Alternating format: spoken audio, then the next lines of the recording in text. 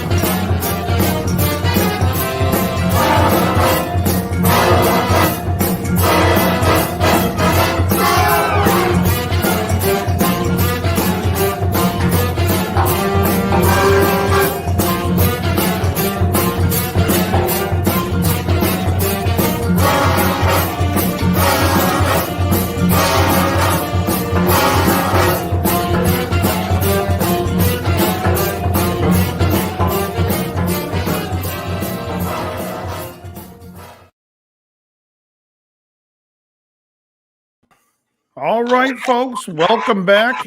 It is. I didn't even get a joke out yet. It is Sunday night, folks. I am here with Krellbar and Joe. Today we have a special guest, and it's Sunday night. How's everyone doing? Joe, how was your week? Good. My vacation started Friday, and on the same day I got sick. It's the first time I've been sick since 2017. Wow. Yeah, you can hear it in your voice, although Krellbar's playing the violin for you. But I will say that, what did you eat today? Did you have at least a good meal? I did make homemade chicken soup. So I had a bowl of that before. I put a little too much pepper in it, but at least I was able to taste it, because at one point last night, smell and taste went out. Right. And my fat carcass was like, no, we're not putting up with that. I have like a Hulk-like metabolism. So. And it's strange for you to get a cold because you take care of Mikey. Yeah. You don't really leave. You don't really associate with people. I have not left the house since May 2019. And the day that I left the house on May 2019, I got in my van, drove to Walgreens, through the drive-through to pick up medicine for Michael, and came right back home. But you know, the nurses come in and out. Michael goes out, and he's around people during the day when he goes to his outreach, and mail comes in, packages come in, food comes in. You're not going to get away from germs, no matter how hard you try. You know, don't be Felix fucking Unger. It ain't going to work. Right. Very good. Well, you're already sounding better than you did 2 nights ago, or last, was it?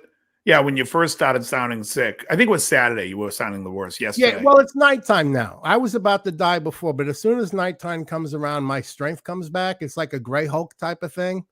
Right. If you're familiar. But, you know, with the lore of the Gray Hulk, he's stronger at night than during the day. But, yeah, I Hulk through shit. Usually within 3 days, my body heals from anything. That's why I tell people, if you find me dead, don't bury me right away. Wait a few days, see if I'm going to get back up from that shit. That's right. I had a friend. The best is when people say, when they find out you're sick, because everyone's like COVID, but panicky. What are you going to do? What do you mean? What are you going to do? You got 2 choices. When you're sick, there's 2 choices, and it's not really up to. Well, you're going to get better. I'm going to either get better or I'm going to die. Right. Talk to the boss. Talk to God. It's all up to him at the end of the day. Excellent. Good attitude. Krellbar, how was your day? Well, now that we're talking about sickness, no, my sinuses have been kicking my ass now. Oh, no. But it seems to be cured by cigar smoking. Oh, okay, very good. So a great way to handle sinus problems is, hey now, Jerry, welcome to the show. Sue Madsen, welcome. Haven't seen you in a while. Yeah, we smoked cigars today. We actually went to the Town Spa Pizza, Krellbar and I, and we had some pizza. Kind of not their best pizza today. Wasn't their best. In fact, I will agree with you. It was good today. And when they're the best, they're the best. When Town Spa is good, it's still way better than the Linwood for all those people out there that like the Linwood. I can't compare it to Linwood. But I'm just telling you right now, it's better than the Linwood. That's all you need to know. It's all you need to know. You know, I'm trying to get Louis Lombardi on the show, who makes pizza. I'd love to get him on the show talking about pizza. He's a New York guy from the Bronx, Joe would hit it off with him, I'm sure. Does he own a pizza shop? He owns something, I think a food company, Lombardi Foods, but he's an actor. He's been in a lot of shows. You ever see the show 24? Yes. He was Edgar on season 2, I believe.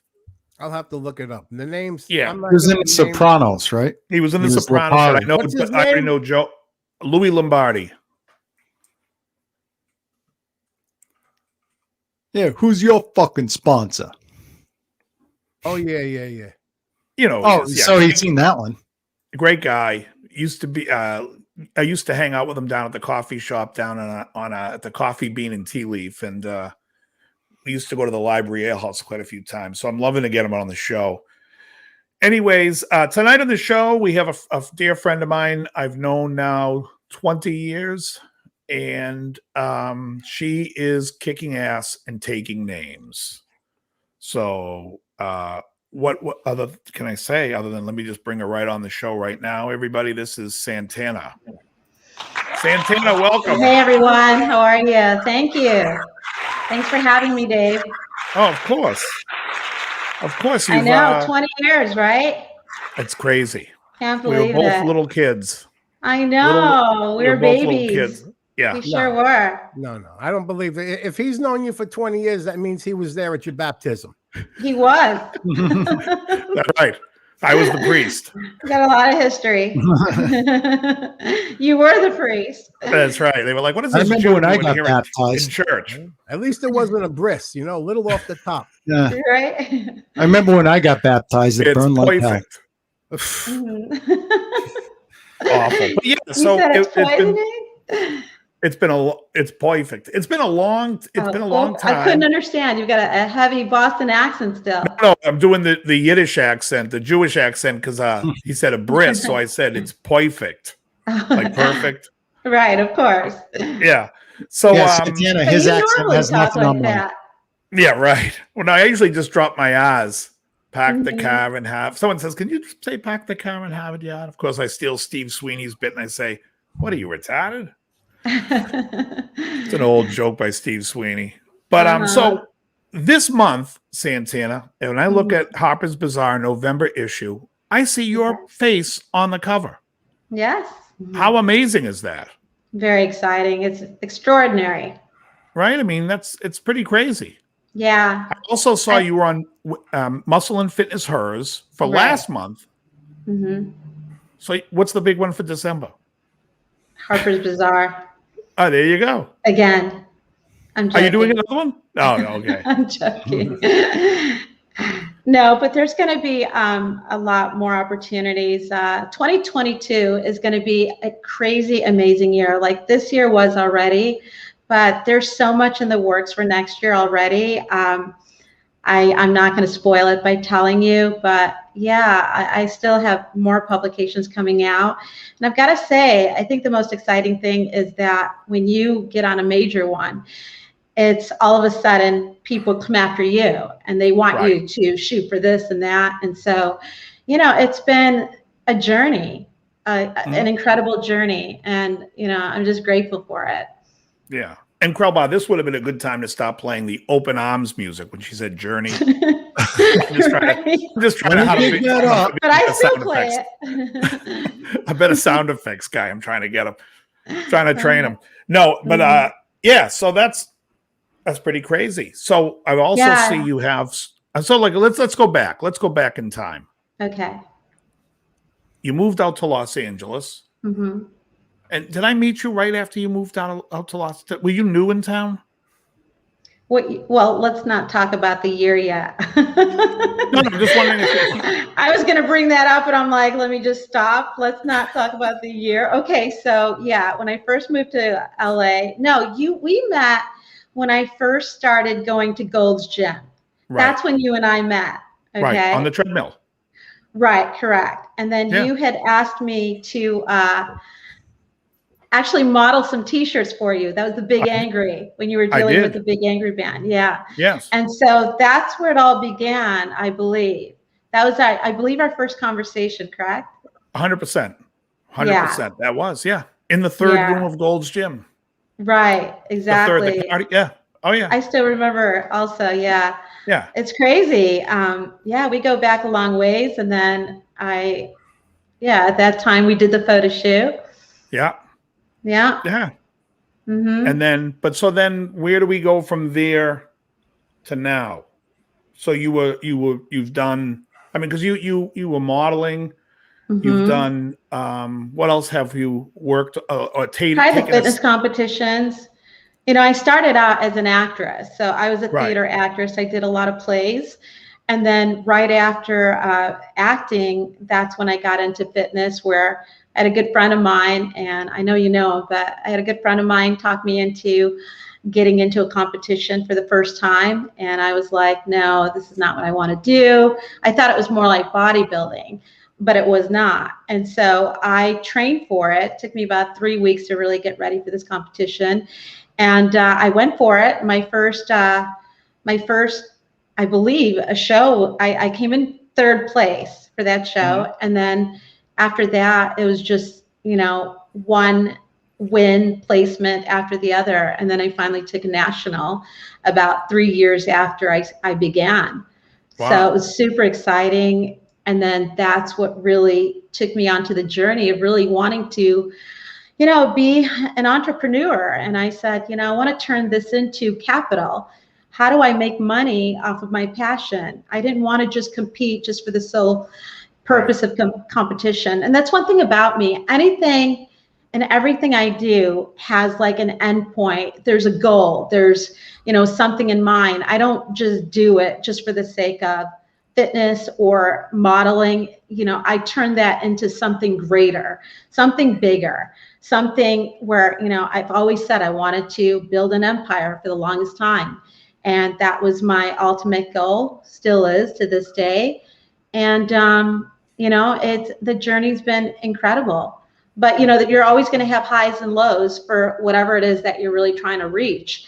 And you can't have the expectation that things are going to happen tomorrow, that you're going to succeed tomorrow, because it never does. Without those downfalls, it's like you start appreciating what you've gone through, good and bad, in order to get to the place that you end up at.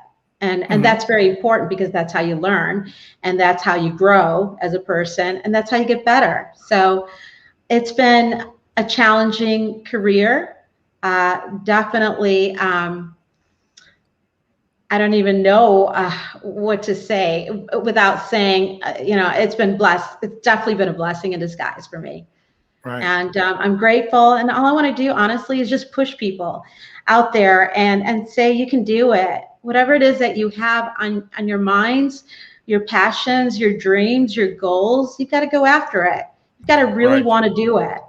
And the most important thing is to learn everything you can about whatever it is that you're trying to do, and ask a lot of questions, and really put in the time, the work into it. And it's going to be your story from that point on. Whatever happens during that time, it's going to be about your decision making at that point. Your decisions are going to affect what the end result is. So that's the most important thing that you've got to remember. That things don't work out. You can't just like look at people and say it's all their fault, and you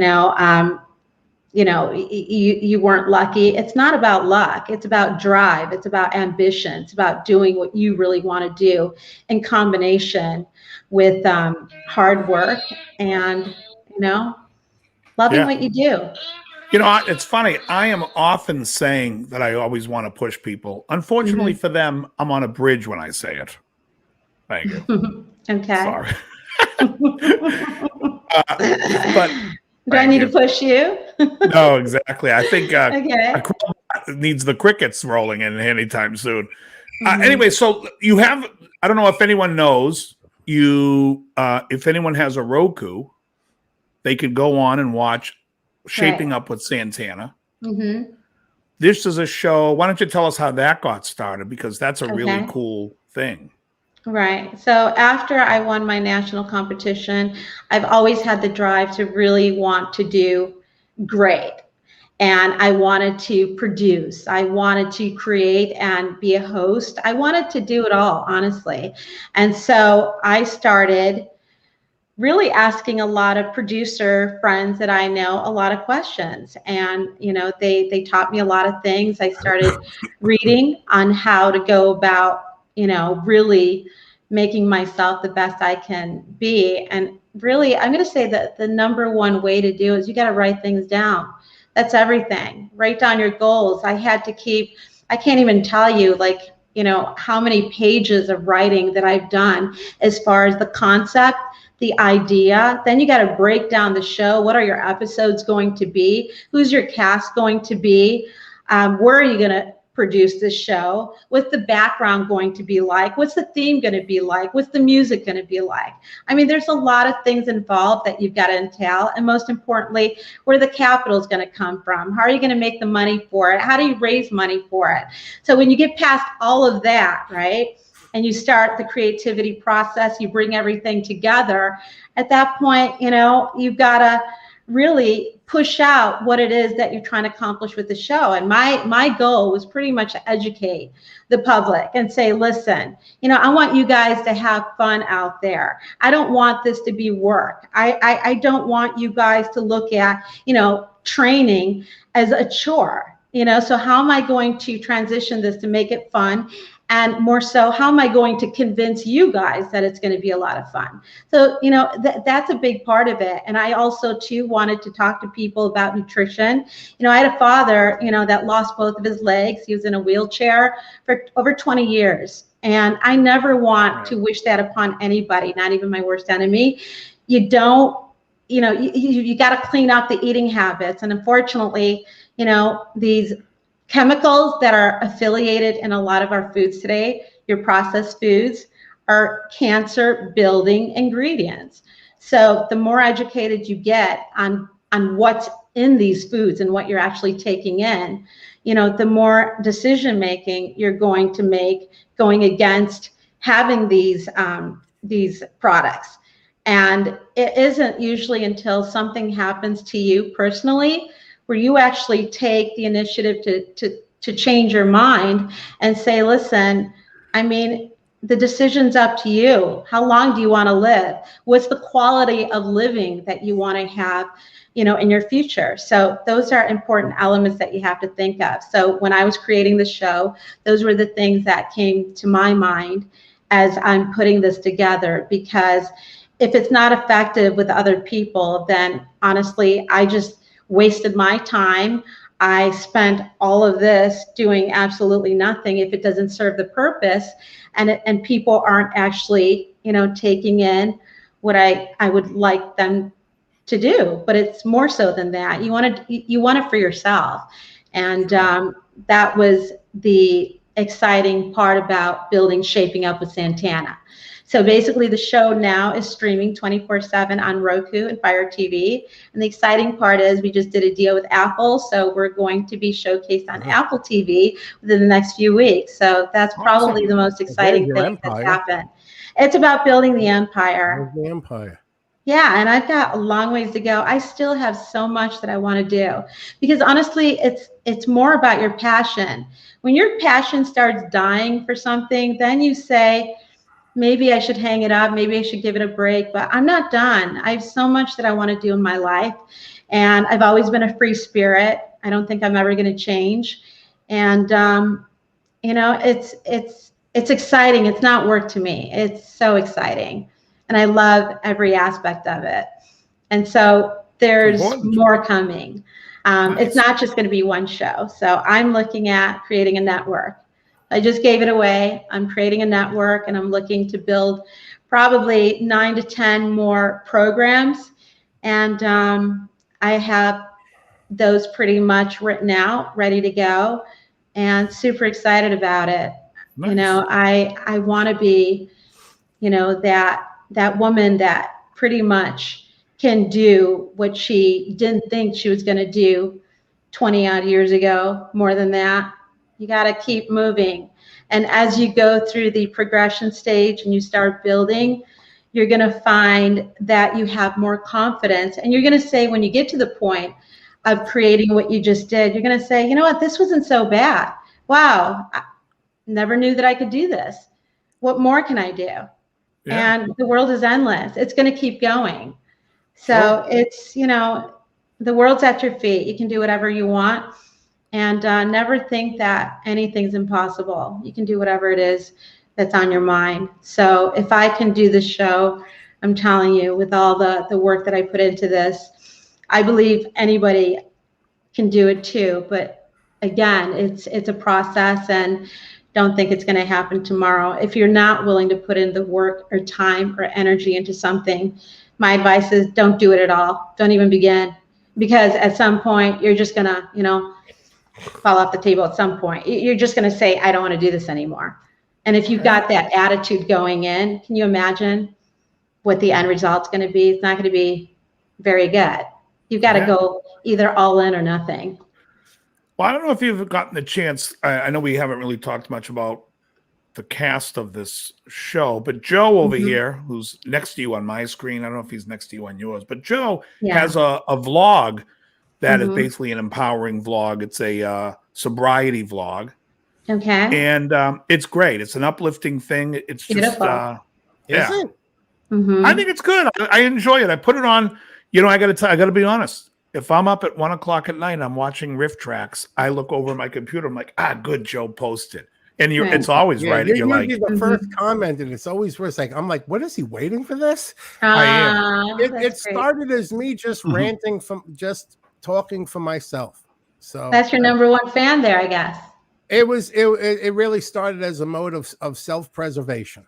I never really went into that. I guess someday I will, but it's developed into just, how they say journal. I can't write in a book. I got Hulk hands, and when I try to write with a pen, after a minute it just kills me. So I was like, well, the modern day, literally. The modern day of journaling is just record. So I said, I got a camera, I got a microphone. I'm ready for my close-up, Mr. DeVille. So let me ask you a question. I got two questions. Sure. When you visualize a goal, do you just say this is the goal, and then you just make plans on different ways and avenues to reach that goal? Do you come up with like contingency plans? Oh yeah, absolutely. I definitely come up with contingency plans. I think that's very important, because not everything's going to work out perfectly the way you honestly saw it within yourself. It just doesn't work that way. You're always going to run into walls here and there. You're going to run into issues. I mean, nothing's a smooth ride, especially in the industry of trying to produce anything. There's a lot of things that go wrong. So you have to have a contingency plan set aside and say, okay, so what happens in a case where, let's say, I can't get the funding, or let's say I can't get the right production people to put it together because I just put it together and it looks like a train wreck. Like, you've got to look at what your next steps are going to be. And I think that's really important, that you always have some sort of plan and a backup plan at any point, because it's not going to work smoothly the first time. It just never does, honestly. You can try and make everything as perfect as you can, but I mean, the reality is, once you start that journey, you're going to run into all sorts of things, and have that contingency plan ready. Yeah. Well, like I always say, life happens whether you want it to or not. It does. I think it's important to have, because obviously sometimes when you're trying to get to something, you may have to say, well, okay, not today. I don't think you should ever say it's never going to happen, but maybe say, like, I have that someday drawer that I'm wearing shirts from now every, This was a shirt that wouldn't fit a year ago. It sat in a drawer for 3 years. I called it my someday. Eventually, I'm going to get to that shirt, know? Right. So I think sometimes with plans, we have to put it into that, all right, not today, but I'm not giving up on it. Right. Someday. When the time is right. It always has to be about timing. Timing is everything. And I also believe that your goals are going to change as you go through what the main goal was. You may start out with something, and then, for example, like I was doing hosting for a while. And as I went through the journey and I started learning the business, I said, I want to create now. I want to create my own project now. I want to produce. I want to do this. So your goals are going to fluctuate when you don't think so. You may start out with one, but it might end up with another. Just like when you're doing a weight loss program, you might start out saying, I want to lose 50 pounds. But then as you're going through the progression and you're seeing the results and you're like, wow, well, now I want to push this further. You know what? I could use 20 more pounds off of this body. So it's always going to fluctuate. Yeah, and I'm sure it also happens that you may have a goal and it may evolve into something that was beyond your wildest dreams. Say, well, it was supposed to be this, but look what it turned into. I don't even worry about that anymore. Absolutely. You know, I was just going on a school trip. I never planned to get bit by a radioactive spider, but look at this shit. Right. We can always plan. The Spider-Man hole again? We can always plan. But things happen along the way, right? Building a web. They just do. Things always happen along the way, and you don't know what's going to come at you. But that's the joy and the beauty of life, and that's why I'm so passionate about it, because you don't know what the outcome is going to be. You don't know what's going to happen tomorrow. You don't know what's going to happen next week. You just don't know. Yeah. And tomorrow so, you get hit by a bus tomorrow. You never know. Absolutely. Anything can happen. So anything. We can write our goals down and plan all we want. And, you know, I firmly push that. But at the same time, I mean, things intervene in life. You don't know what's going to happen. You know, you might get an offer. Let's say, for example, you're putting together, I don't know, let's say you're singing, and all of a sudden you're actually doing showcases at different venues, and all of a sudden somebody sees you and they're like, wait, we want that person. We want to build a tour around them. We want to, you know, anything can happen. Krellbar, this is where you should have queued Up Where We Belong. Who knows what tomorrow brings in a world few. I'll have to sing. I'm doing my own bits. Yeah, no. Did you have a second question, Joe? I thought you said you had two questions. I have another question. You're going to be on the cover of a magazine. Yes. How does that happen? Is that a mutual thing? Like their people reach out to your people, or your people reach out to this? Is it like the Sharks and the Jets, and they just say, "Well, okay, we're gonna dance it out in the streets, and we'll get you the magazine cover," or is it just, how does it work?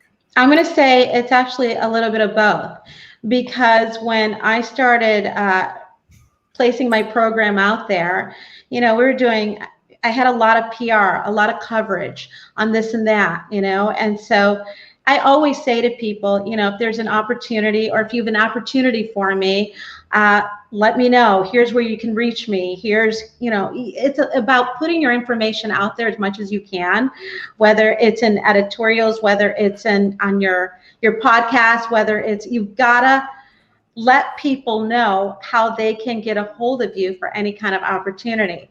So what happened was, you know, I was working with different agents, PR people, and they were either presenting my work to other people and say, listen, are you willing to, you know, have her on your cover, or are you willing to have her make an appearance at so-and-so, you know, either yay or nay. And it's the same when you start really getting out there, and one magazine's out there, all of a sudden people are requesting, okay, how can I contact your people, your agent, your PR person, whoever it is, so that we can get you on our cover. So it was a little bit of both. So more on the smaller magazines that I'm going to say, where people weren't familiar with that. Yeah, at that point, those were definitely people that were like reaching out after me right away. But then when I started doing more covers, and it was one after the other, and then people from out of the woodwork were like either contacting, you know, my agent, my PR person, or myself directly to say, okay, how can you become a part of us, and how do we get you on our cover? So everything, there's no like one set way of doing things. I just say, get your information out there as much as possible, and, you know, have an outlet for people to be able to reach out to you when those opportunities come. And so I never saw myself ever on, especially Harper's Bazaar. Muscle and Fitness Hers was something that I respected that magazine for years. And I was like, wow, you know, I hope that one day that one day can happen. But as you go through the journey, you just don't even think about it. Like, you don't think about that magazine or your thoughts 20 years ago. They just Can you show some of the covers? happen. Can you? Yeah. Pam's asking. So in the here chat. we've got Muscle and Fitness Hers. Okay. Nice. Muscle and Fitness Hers. Yeah. And then we have the most recent Harper's Bazaar, which I can't even tell you. This holds dear to my heart because, I mean, this is like one of the top 10 in the world, and for me to be on it is just a dream come true. I can't even tell you. It was like unreachable in my eyes as a kid or growing up. And, you know, again, anything can happen in life. You just don't know. Well, Santana, was that? Oh, sorry. I was trying for the cover of Fangoria, but they says to me, you know, you just can't be a monster. You got to be in a movie too. Okay, well, I want to tell Joe that was a great question, Joe. It was also my fucking question. Thank you. Oh, sorry. Was that shot in L.A. The cover for the Harper's Bazaar? Yes, it was shot in LA. Okay. We shot in Malibu. Yeah. Okay. Yeah. Very cool. Yeah. Very exciting. And Fangoria. I was on the cover of Nancy Parsons Lookalike. They had me in overalls and pigtails. What? Hotel Hell. I don't even know what you're referencing.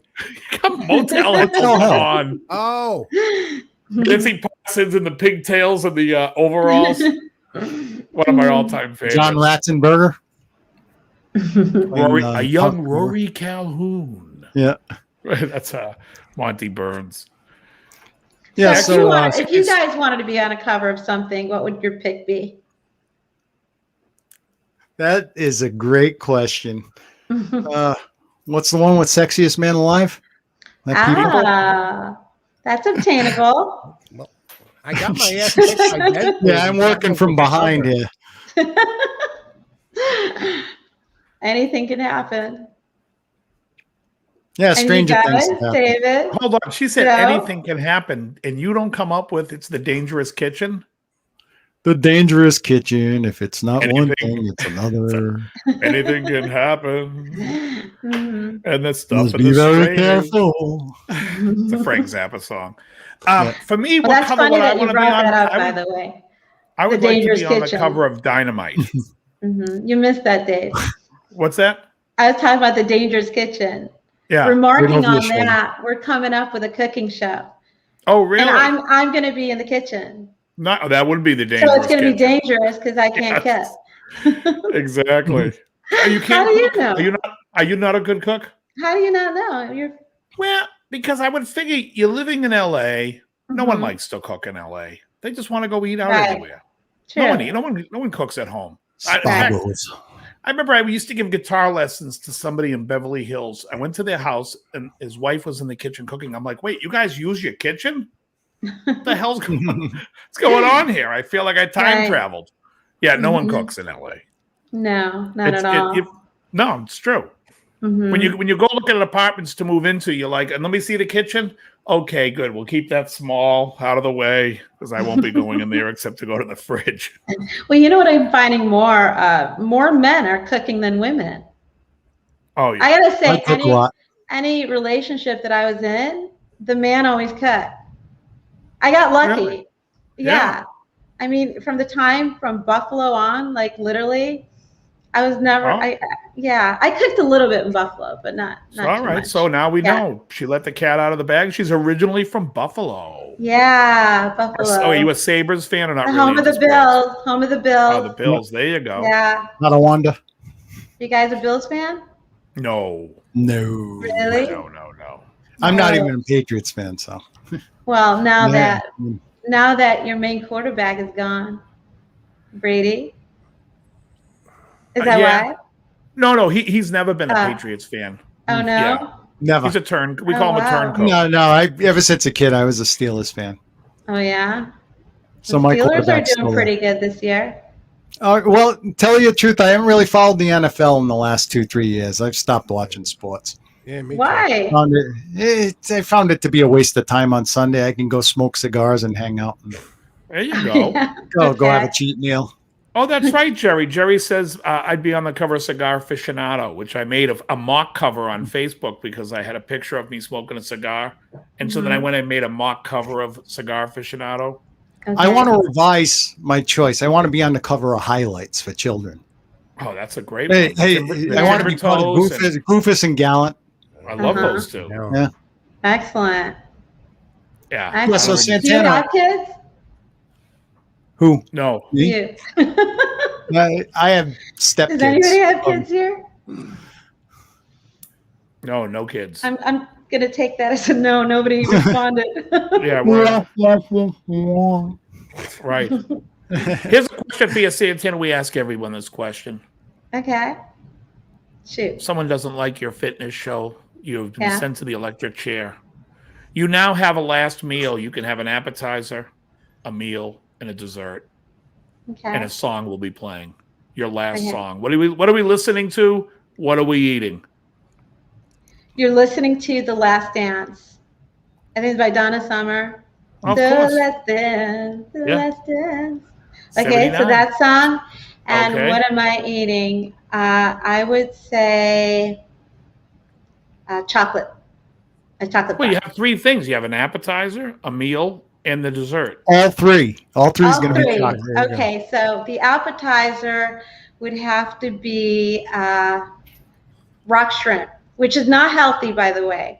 Okay, But I well, it's love your it. last meal. It doesn't matter. They're zapping you in a Yeah. few minutes. Gotta have Man, rock you eat whatever you- lobster with it. Well, in that love case, I'm rock going to be shrimp. defiant. Then I'm eating The Warden's Wife and listening to Ride the Lightning by Metallica and say, fuck them all. There you go. Well, kill them all. Okay. And pasta for my entree. Okay, not a particular Okay. not a pasta dish in particular, just pasta. Well, I love pasta. It's so unfair to just like narrow it down to one because I love Well, it I don't know all. what sauce you're gonna have on it. You're gonna have like Egg is it noodles and Alfredo? butter. It would Is have to be probably a fettuccine with Alfredo Okay, Oh, sauce. very good. Alfredo, Yeah. very good. Yeah, what I love is sun-dried tomatoes on it, mushrooms yeah. on it. So good. Parmesan Right. cheese. Oh, there we go. There we Yeah. go. Just trying to get Joe going. Keep going. You. Yeah, And then my there you dessert go. would be coconut cake. I love coconut cake. Coconut cake. Yeah. Oh my God, it's my favorite. I had gone to Hawaii a few years ago, and when I had that coconut cake, I was like, wow, this is unbelievable. And I've been sticking to it since. And you know who has it is the Ivy in Santa Monica. It's like Oh, the the only Ivy place on that has Notion. it. Yeah. Mhm. Right Probably the on only Notion. place that I know that has it. That's my favorite. Yeah. But I of think my course, you know, favorite none of cake those is are healthy. spice cake. Spice cake, yeah. Oh, I love from the old I like like when I was in school. They have the Uh-huh. the sheet cake, the big sheet cake of spice cake. Uh-huh. It looks like a carrot cake, but Oh it doesn't yeah, I taste like remember carrot spice cake. Yeah. Yeah. That's And, pretty and good. when I eat it, I like to have it on a tray so I can move Uh-huh. the tray down the thing so I feel like I'm You want it in a frosted? cafeteria. I want it, yeah, it's frosted with that, whatever. Yeah? It's like that sour cream, whatever that Oh, the cream cheese? frost. Yeah, yeah. Oh It's yeah, Yeah. that's the best. served by a It's big delicious. lunch lady. Yeah, it's a big lunch lady with A lunch with lady, with the gloves that don't really fit. They're always loose, baggy fitting. Right. Yep. I Yeah. remember. I remember. Okay, you could be any superhero Okay. of any comic. Okay. Unless you want to, Jody, you want to limit it to Marvel Nah, or no, you're going the wrong way. Any superpower. What superpower? Okay. Any would you superpower? Oh, Wonder Woman for sure. no superpower. A superpower? Yeah, like you could fly, you could have No, Wonder Woman X-ray can vision. Oh, a No, superpower. that's So not bad. yeah, I would say definitely. Make things disappear. Uh-oh. I had to I make gotta up stay out that of your radar. I want to still I don't exist. think you're going to be on the good side of superhero. Yeah. Send me to a cornfield. Oh shit! That could be interpreted in a few ways. Yeah. You're a That would be bad my man. You're a answer. really bad man. Yeah. Oh, But then some just do that naturally anyway. So, sure. That's some right? have that ability to make themselves disappear. Yeah, What that's about true. yeah? But All that's right, not good. Joe. What would your superpower be? I'll take super strength any day. Yeah, strength is good. Controllable super strength. Yeah. Yeah, Yeah. controllable. That's important. Okay. Well, Controllable.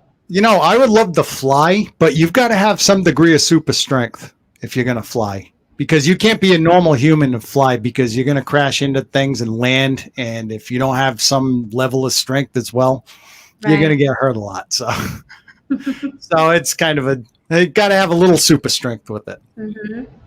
But that reminds me of there's times where I've dreamt I'm flying like Superman, but it's always like, you remember the movie Meteor Man where he could fly, but he's afraid of heights. So he's flying literally like, car door high in the street. That would be me.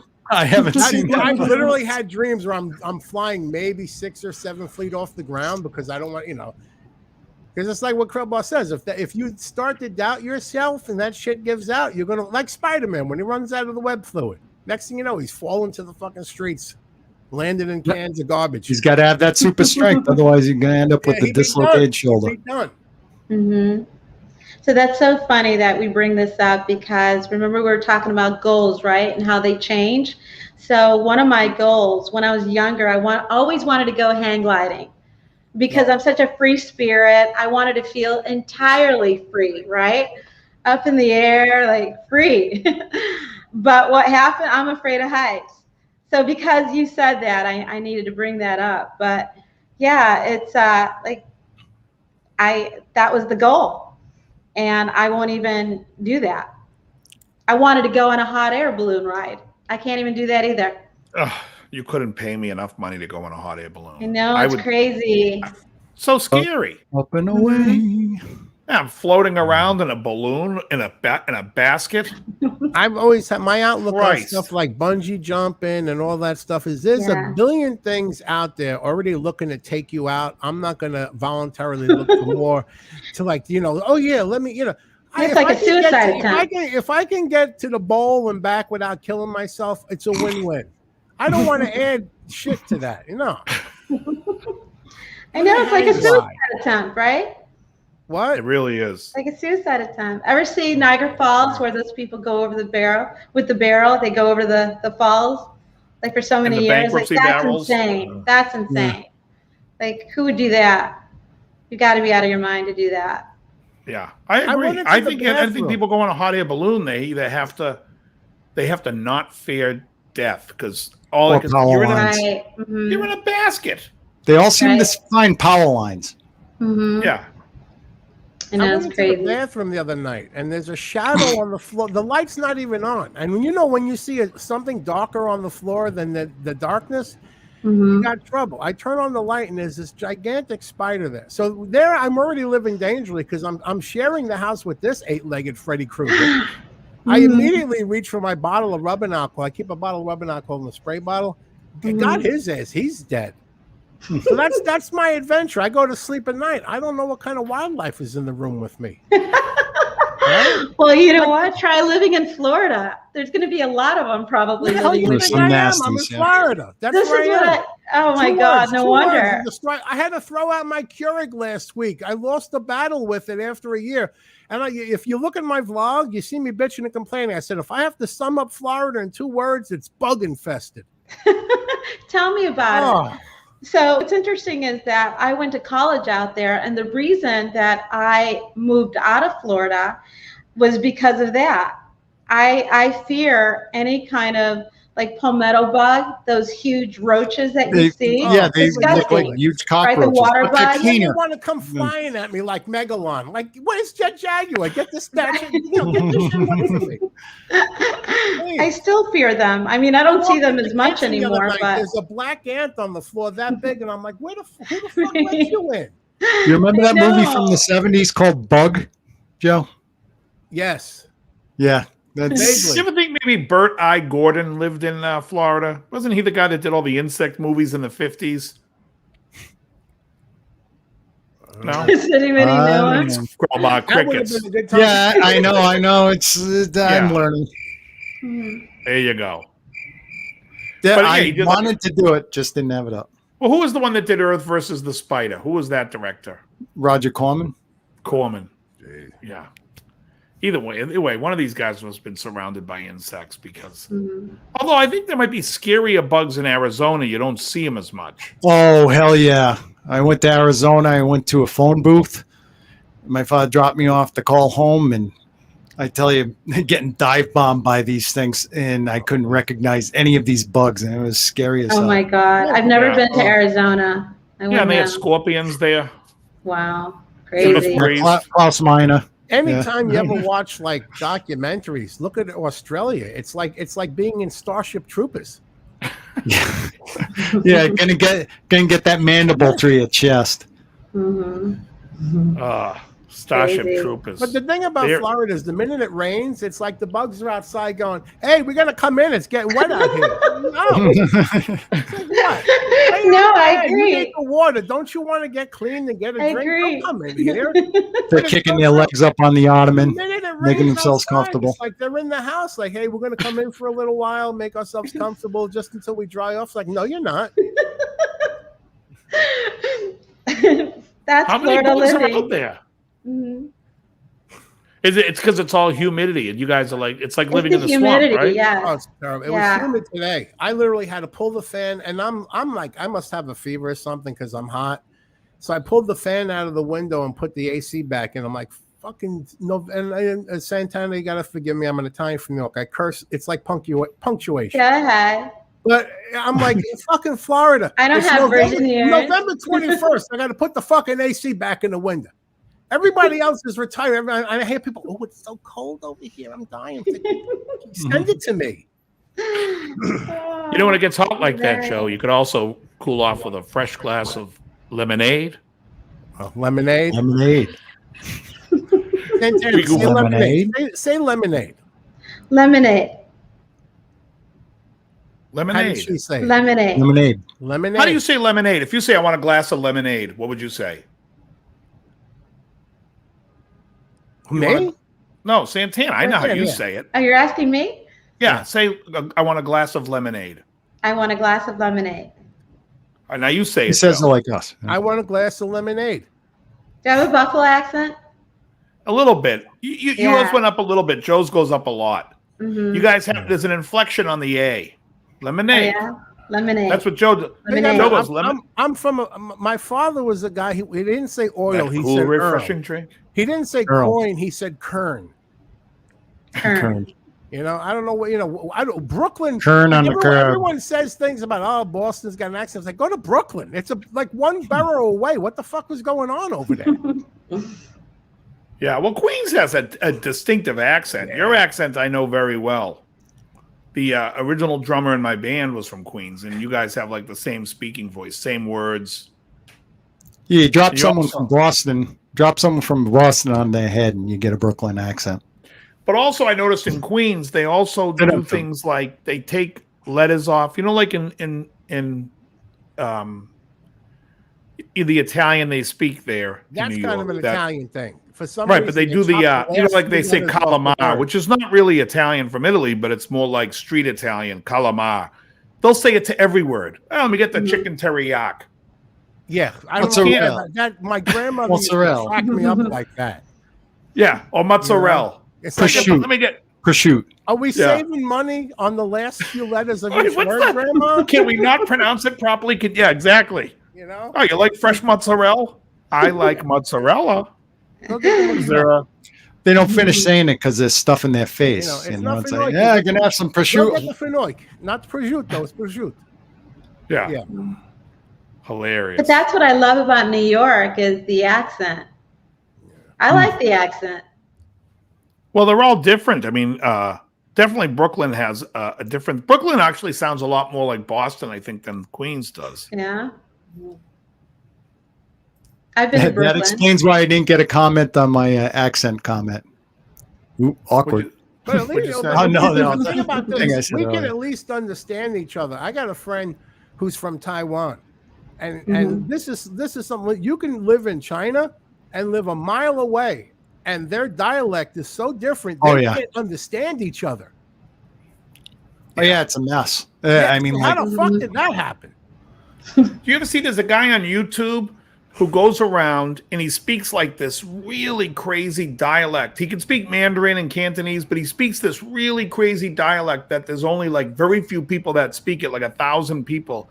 And there's like a section of New York that they go to, and he goes into this section and speaks their language, and they're like flipping out, going, "How the hell do you know our language?" Like, I just saw that for the it's a first Caucasian time guy the other goes day. into I just saw that for the first time the other day because my friend linked me to a video of this kid getting a street massage from this Chinese guy, and the guy's just pounding on him. And I'm like, I'm going to pay this guy to beat the shit out of me in the middle of the street in front of I was going to say that's called the mugging, Joe. Massage, mugging. No, but this Isn't guy, that like a Thai massage, right? I think it's a Thai massage, right? I don't know. He they're says he's pounding on going you? back. Or was he tied up? He said he's going back to China and he's number one. well, this kid goes into like a restaurant that he's like that's from this town, and he points to something on the menu, and they're like trying to explain it to him, like break it down to him, and he just breaks right into their language, and they're like, "What? Like you could speak that?" You know, it was really funny. I forget his name, but he's got a huge channel, huge. It's he's got 1 million subs at least. Now it's getting like that episode of Seinfeld where Elaine brings Frank Costanza to the place that does her nails. Oh, the Korean place, The Korean place. And then the girls Those are in the the best back, places to go. I knew this man. He had the voice of the very singer song. Go like, and then he starts screaming out in the thing, It's a great episode. I like the one when she's talking to Donna Chang on the phone, getting marital advice from Donna Chang. She's going to get back with Frank because and then she finds out Donna Chang is in Chinese. Yeah. I'm not listening to a Jewish girl from the. Some of the episodes are insane. There's an episode that remember the episode with the maestro? They turn Mark Metcalf. Yeah. They turn George's old bedroom into a pool pool room. Wait, no. What do we call it? What do we call it? The place to be. And there's literally 2 feet between, and every shot they're like landing on there. And you watch that scene, and I challenge you not to laugh so hard you're crying. When Estelle comes in and says, "You're still playing pool," and Jerry what's his name? Jerry Stiller goes, "We're still in the first game." They've been up there for hours. The best is at one point she comes in and all 3 of them have their pants off. And she just takes a look and slowly gets and the Kramer's fuck out. teaching Frank a shot, and he's behind him with their pants off, and he's wiggling around. Oh my god! That was the best show, wasn't it? It really was. Loved it. It really was. Yeah, it was fun to watch. So, you said, did you do any acting at all? Did you get it on any TV stuff at all, or? I did. Yeah, I was on a commercial called. Remember the promo for Something About Mary? Yeah. I mean, you all remember the movie, right? Something About Mary. Oh yeah. So I was in the promo for Something About Mary, and then but I did a lot of theater plays. I was never really into film.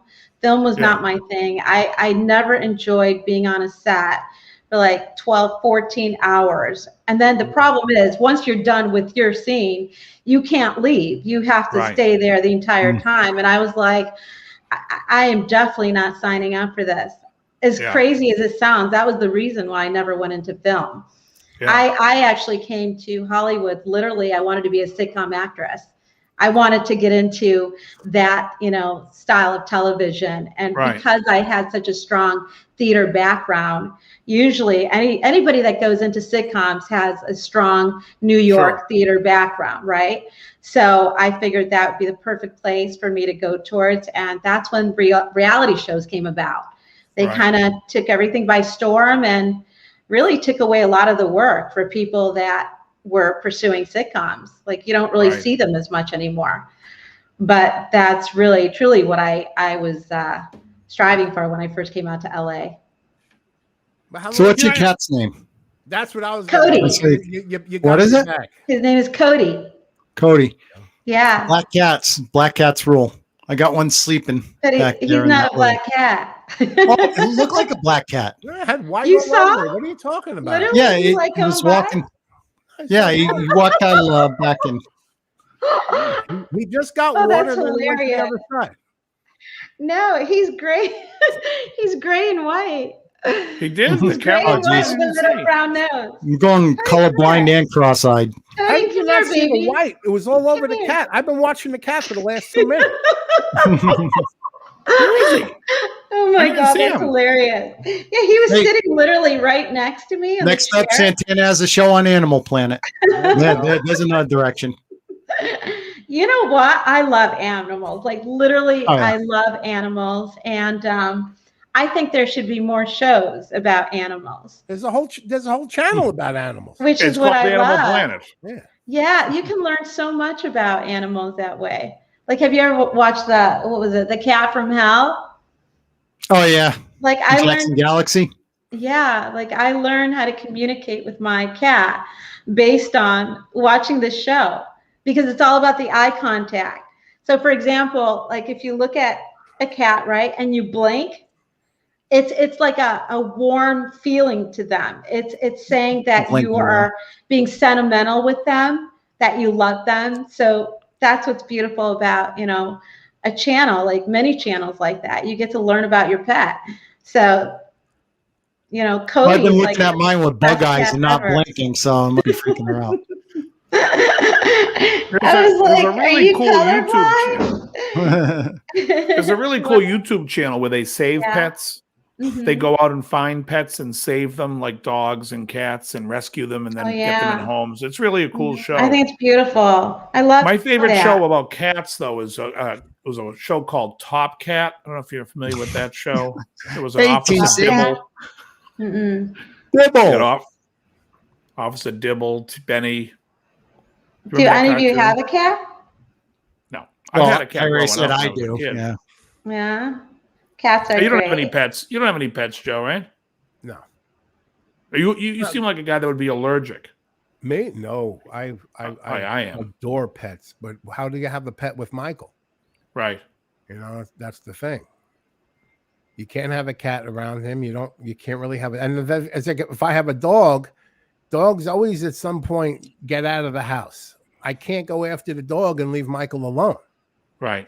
So So Santana knows Michael So is. who's Michael? someone- That was my next question. Yeah. Who's Michael? Michael's the guy I take care of. He has cerebral palsy. Then he had encephalitis that cooked his brain, so he can't walk, talk, or anything. So. Oh gosh, I'm sorry to hear that. Wow, but that's cool. You take care of him. Yeah. That's awesome. Yeah, I've been here since 2009. He's nigh indestructible. It's insane.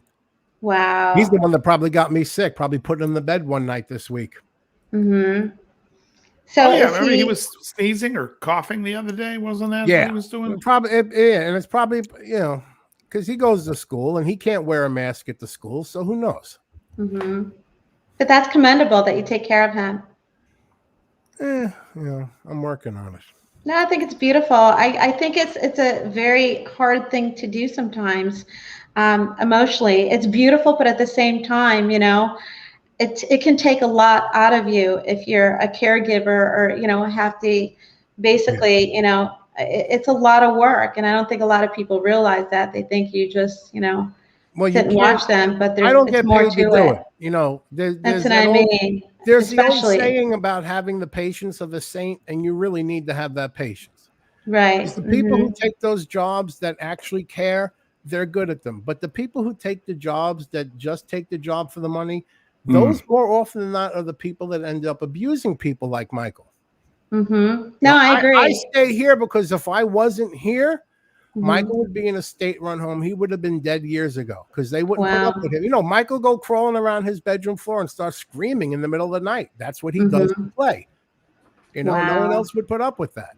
Mm-hmm. How old is Michael? He's actually a year older than me. He's 54. Wow. Yeah, it's definitely, I actually dated somebody that did that for a living before, and I was in a relationship, and then it took a toll on him. And I never understood it because I was always somebody that said, I think it's beautiful that you can do that for someone, and it speaks volumes. But the toll, when I was listening to, his side of it, as great as it was, it pretty much, put a lot of strain on him and a lot of pressure, because you do have to have that patience, and he did. But it's more than that. It's like, it's almost taking a part of you, I don't want to say away, but it was depressing for that person. It's an emotional they went through investment. A lot of that. It takes sacrifice. It takes a lot of sacrifice. Yeah, because you got to do stuff you normally wouldn't want to do. And trust me, but before I do that stuff, I'll say a prayer, and I'll say, Lord, you said it. When you do it for the least of my brothers, you're doing it for me. So right. But, and I offer it up. Yeah, but something great comes out of all that. It just does. Because there's something to be said for an act like that. And when you extend yourself and you do that for someone, it speaks volumes. But I also believe, you get rewarded. So I don't believe in people doing things for the sake of, let's say, looking for a reward, but the people that go into it, but without any expectations, a lot of times something great comes back to you. And, I believe that's a lot of karma involved. I believe that's blessings involved. Whatever it is, I always believe, there's a positive. Yeah, look what he's done. I mean, since you moved in 2009, now you've changed your life. You're getting yourself back into, a more respectable size, I should say, if that's the proper term. Your sobriety is important. Oh, who are you talking to? Joe, because he's doing this. Okay. This is what his life has changed. Awkward. Okay, go ahead. No, his life has changed since he started doing this with Mikey. I mean, it may have been 2009. We're in 2021, and you're on the right track. Mm-hmm. Well, your life's turning around. I was thin back then, but I lost it. So now I'm getting it back. It took 10 years to get back to it. But I finally got that grace back from God. And this time I realized the nature of the beast. So I'm not, because there are some things like John Crowbar was saying before, he could have a cheat day on Sunday. Yeah. I had to get to the point where I realized I can't have a cheat day. That, for me, the slightest kind of garbagey carb will start a chain reaction that'll have me, like a drug addict or like an alcoholic, which I'm an alcoholic. I'm not a drug addict. That was my brother's thing of choice. The only reason I wasn't a drug addict because I watched my brother die from drugs. And I said, well, I'm not going to do that. Give me more tequila. And you don't see yourself doing the same thing. Again, that's the whole thing. You don't see yourself doing the same thing. Right. But we can let anything become an addiction. I was just going to say that I think you've got addictions they can be very detrimental and dangerous just because people try to fill one void with something else, right? You get one addiction and then you basically find a way of, like, I guess, what do you call it? Mastering getting out of that place. And then all of a sudden you find yourself in a substitute place, taking over that. And I think it's a very common thing. I'll never forget something I seen once, this long time ago, late 80s. We went to visit my brother in one of his rehabs. And beautiful place. It was a beautiful place. And we get there, and one of the hallways is lined with cases upon cases of cigarettes. And my father's like, what are these fucking cigarettes? So it's like a fortune in cigarettes. And this is like 30 years ago. And like, oh, we get these all for free. The cigarette companies donate that for free because they know people that are trying to kick a drug addiction are going to kick, oh, I can get them addicted to this if they get off of that. Right. Getting cigarettes and coffee. Horrible. That's pretty bad. Yeah, exactly. Wow. Yeah, that's what I'm saying. I find I swallow a lot of aggression. And a lot of pizzas. Oh, sorry. I didn't know you were going to continue with that. I thought you were going to go, cigarettes killed my father and raped my mother. Remember that in Family Guy when he's in front of the court? Oh, I didn't see that one. Oh, I've only seen like 10% of the Family Guys. this is an early one. But yeah, no, I mean, Joe, I think it's working out for you, man. It's now you got a YouTube channel that's gaining popularity. Oh, yeah. We'll I got a going. thumbs for the first time in a long time. Someone gave a thumbs down to last night's episode. And Sorry, Joe. And you know why? You can't please really everybody, suck. right? It really You can't please sucks. everybody. I'm pretty sure it's because I came back and recorded another 2 minutes saying, look, I'm not telling anyone not to go get vaccinated or wear a mask. And I'm not on either side of the fence. Basically, it was like 2 minutes of me saying, go do whatever the fuck you want to do. Leave me alone. Right. But Yeah. somebody, I think, took it the wrong way and gave me a thumbs down. I'm like, okay, whatever. I know it's to There's a a lot point of- today where you can't say anything. Everybody, we Oh, live in please. such a sensitive world, right? It's almost like everybody's offended for one thing or another. Yeah. It's like you're never going to please everybody. So, No. you know, don't even start. It's just, you know, people are going to think what Right. they think and always have an opinion. Screw them. So how long does Exactly. it take to film one episode of your show? It took pretty much for one episode, I'm going to say about a half a day, like 5 hours. Well, that's not bad. Not bad at all. No. But how long to plan it? Like, what is? I've never seen the show. Is it like all exercise? What is it?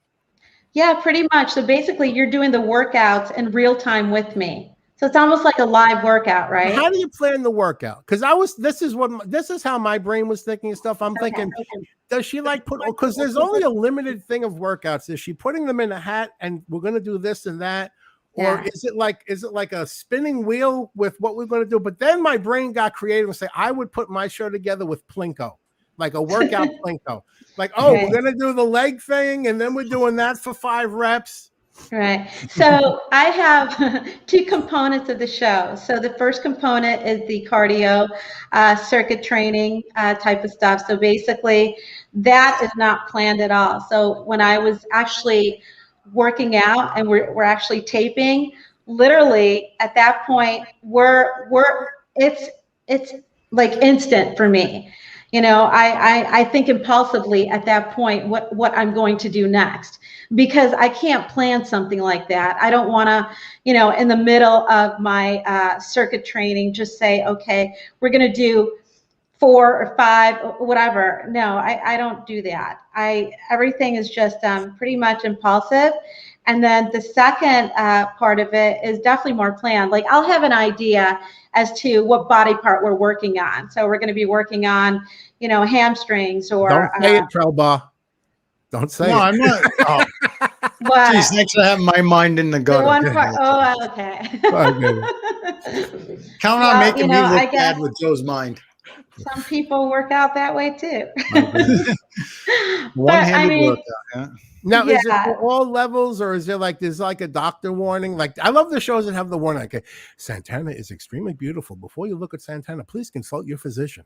Well, you know what's funny is that a majority of the men that watch the show don't even, you know, partake in the workout at all. They're just sitting there watching. I'm like, did you do the workout? How many pounds have you lost? I just watch it. Just in. No shit. Those are the ones that actually I gain just weight watch it. watching your show. They're sitting there with a beer. I posted the link in the chat, everyone. So if you want to click on that, that is her show, shapingupwithsantana.com. You can watch that on your Roku. You can watch it on your Fire TV, Amazon. Fire Stick, Mhm. or And you can watch it coming Apple soon TV. to Yeah. Apple TV. Exactly. Thank you. Yeah, that's really great. Mhm. That's great. It's exciting. I hope all of you guys will do it. Yeah, everyone in the chat will. Everybody's so How hard's the excited. workout? I'm not very flexible. Well, give it a try, and yeah, it's Now, a lot of Santana, this fun. is gonna. Now, you wearing what are you wearing there? A dress? Okay. I'm not getting. That was a segue. I was about to say I was going to do the workout I'm not 2 gonna weeks. do a I'm spin going to for come you. back blonde and Oh, beautiful. that's it. That's it. Oh, No, I'm not going to do I'm that. teasing. But no, it's really exciting. But Dave, you and I were talking about this not too long ago, a few days ago, actually. We were talking about what was the driving force behind the workout. And this is something I wanted to talk about today because you guys are definitely, on the guitar channel, music show. And I was telling Dave that a lot of people out there have no idea what my number one passion is. Everybody thinks it's fitness and working out, but the reality is it's music. So you heard it right here, everybody. Yeah. Music is my number one passion. I love music, all styles of music, all genres of music. Music is the motivating force for me to work out. If I have no music, I can't train. I just can't do it. So let me ask you this. When you did theater, did you sing in theater? No, I wish. Because when you sang Last Dance, I sang in chorus. Oh, you did? Okay. I did. And I sang a solo. I sang in chorus too, and they used to say, make sure his mic is off. Whatever you do. Just... that's funny. I sang Silent Night. I'll never forget it. That was my solo. And then there's so many, but I mean, I know you guys are limited on time, but there's so many stories I have on making it in music that a lot of people just don't know about. Like I've been pursued to sing many times. I saw recently there was a picture of you and a young gentleman named Rick Springfield. Yeah, he's my favorite. He was my my crush. My girl crush for years. Like I was in 6th grade. Well, I won't say when, but but yeah, I love Rick Springfield. He's just a true artist, I think. He's amazing. I was in love with the man for so many years. And Dr. Noah Drake. Dr. Noah I'm Drake. sure a lot of guys were in love with that. That was the first time. He's a very pretty guy. He's gorgeous. That was the first time I saw him was on General Hospital, Dr. Noah Drake. And then he started singing, and I was like, wow, this guy's got talent. And he still looks unbelievable. I mean, incredible. In his mid-60s, I think, right? Yeah, he's 72. He's 72? He's 72. Yeah. Holy gorilla shit, Batman. Shocking. I agree. Unbelievable. And whatever he's doing, he's just, I mean, he looks incredible. General Hospital has a hell of a plastic surgery ward. He was also on Supernatural. He played like a devil character. Yeah, I never saw him on there, and I heard he was amazing. But I mean, it's like he had like his whole career was revamped again, and look where he's at now. He's on everything. So I've been a fan of his from Working Class Dog all the way up to Rock of Life. I love. Yeah. And then he did an album. I think I was talking to you about this. He did an album of covers. I think the album was called not Karma. It was after that. Something to Yesterday. But he did all covers. And I loved his selection of covers. I always liked Rick. I think there's a song called One Reason on Rock of Life that Dan Huff does the most smoking guitar solo. I mean, he is ripping on that solo, and he's playing it clean. It's fantastic. But yeah.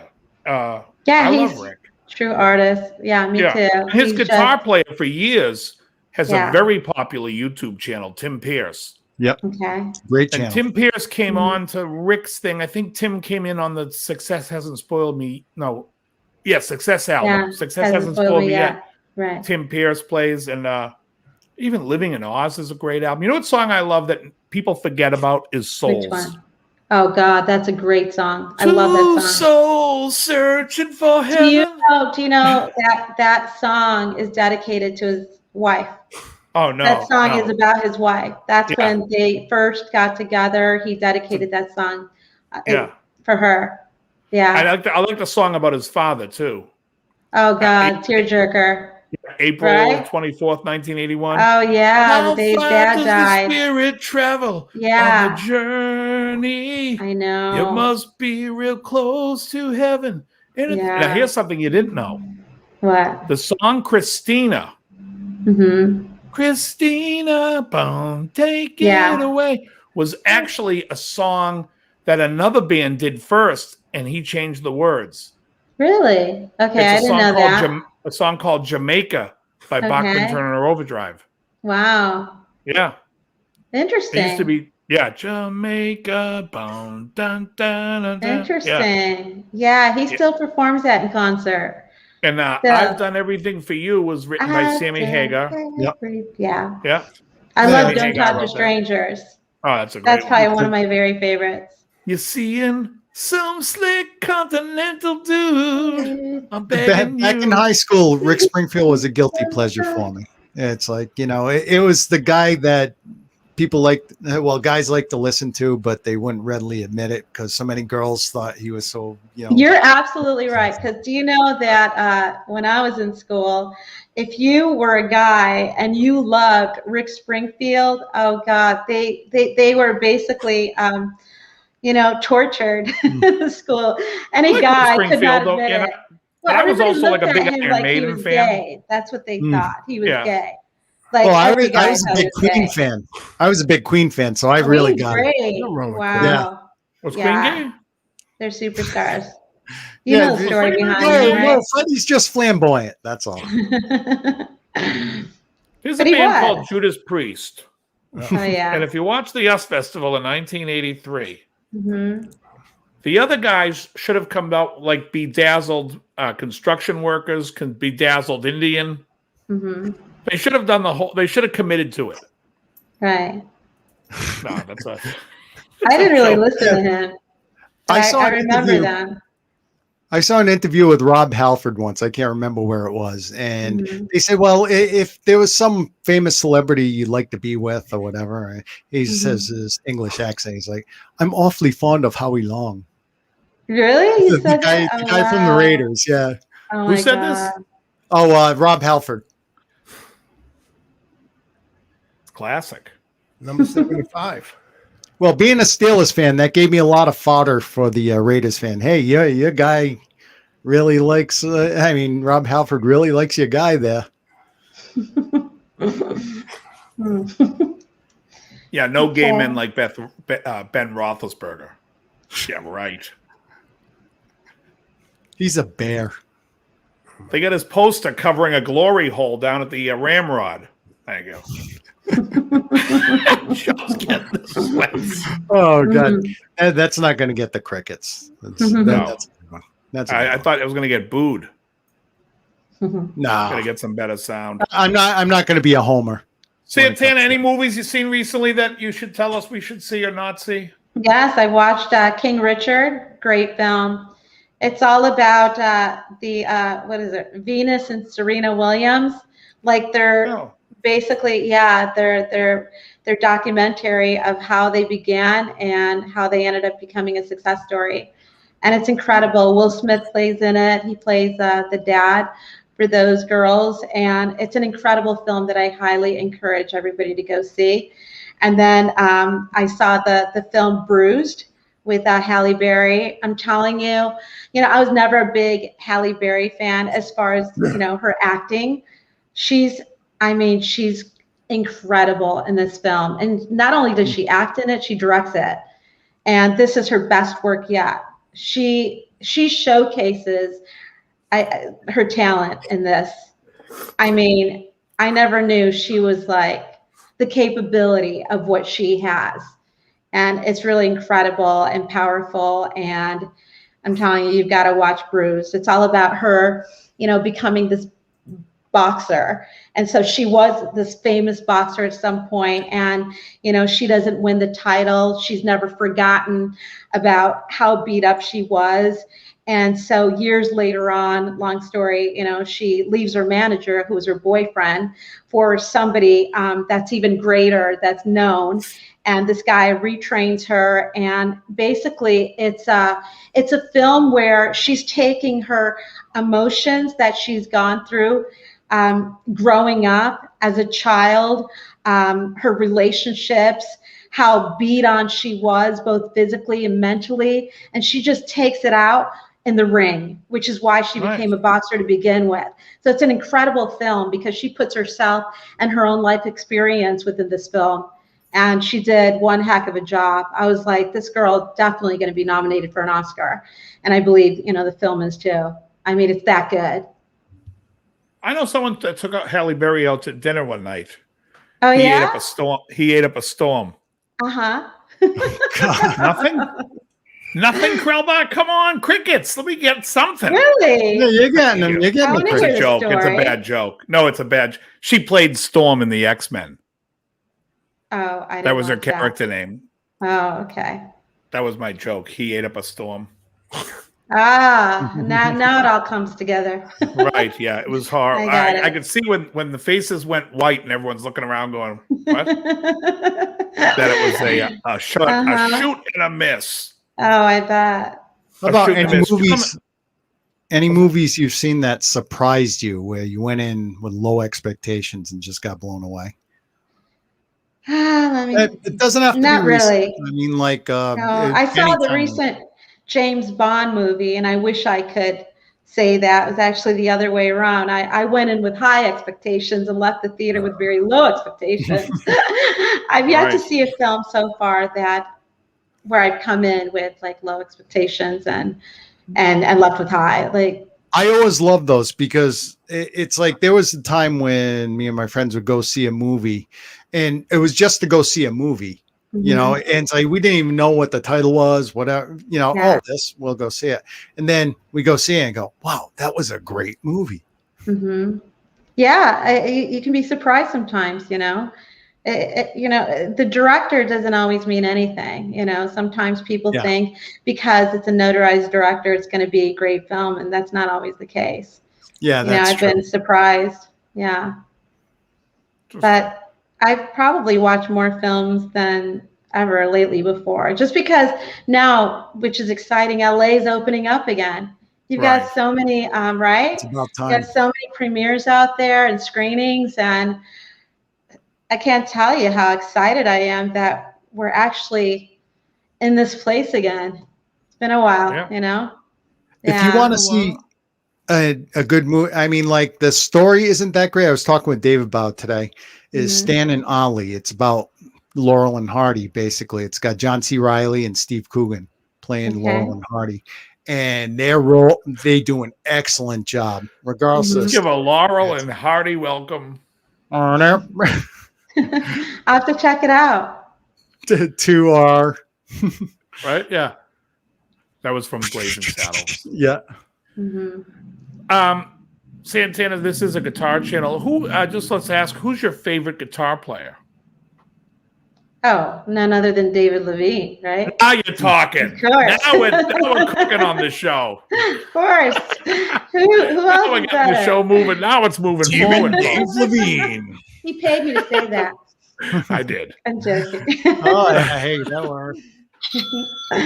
But you are incredible, David. Oh, thank you very much. Hold on, let me get Joe David's back into incredible, like amazing. Wanted to run and Thank you. check Michael really quick, get something to drink. No, I figured. Yeah.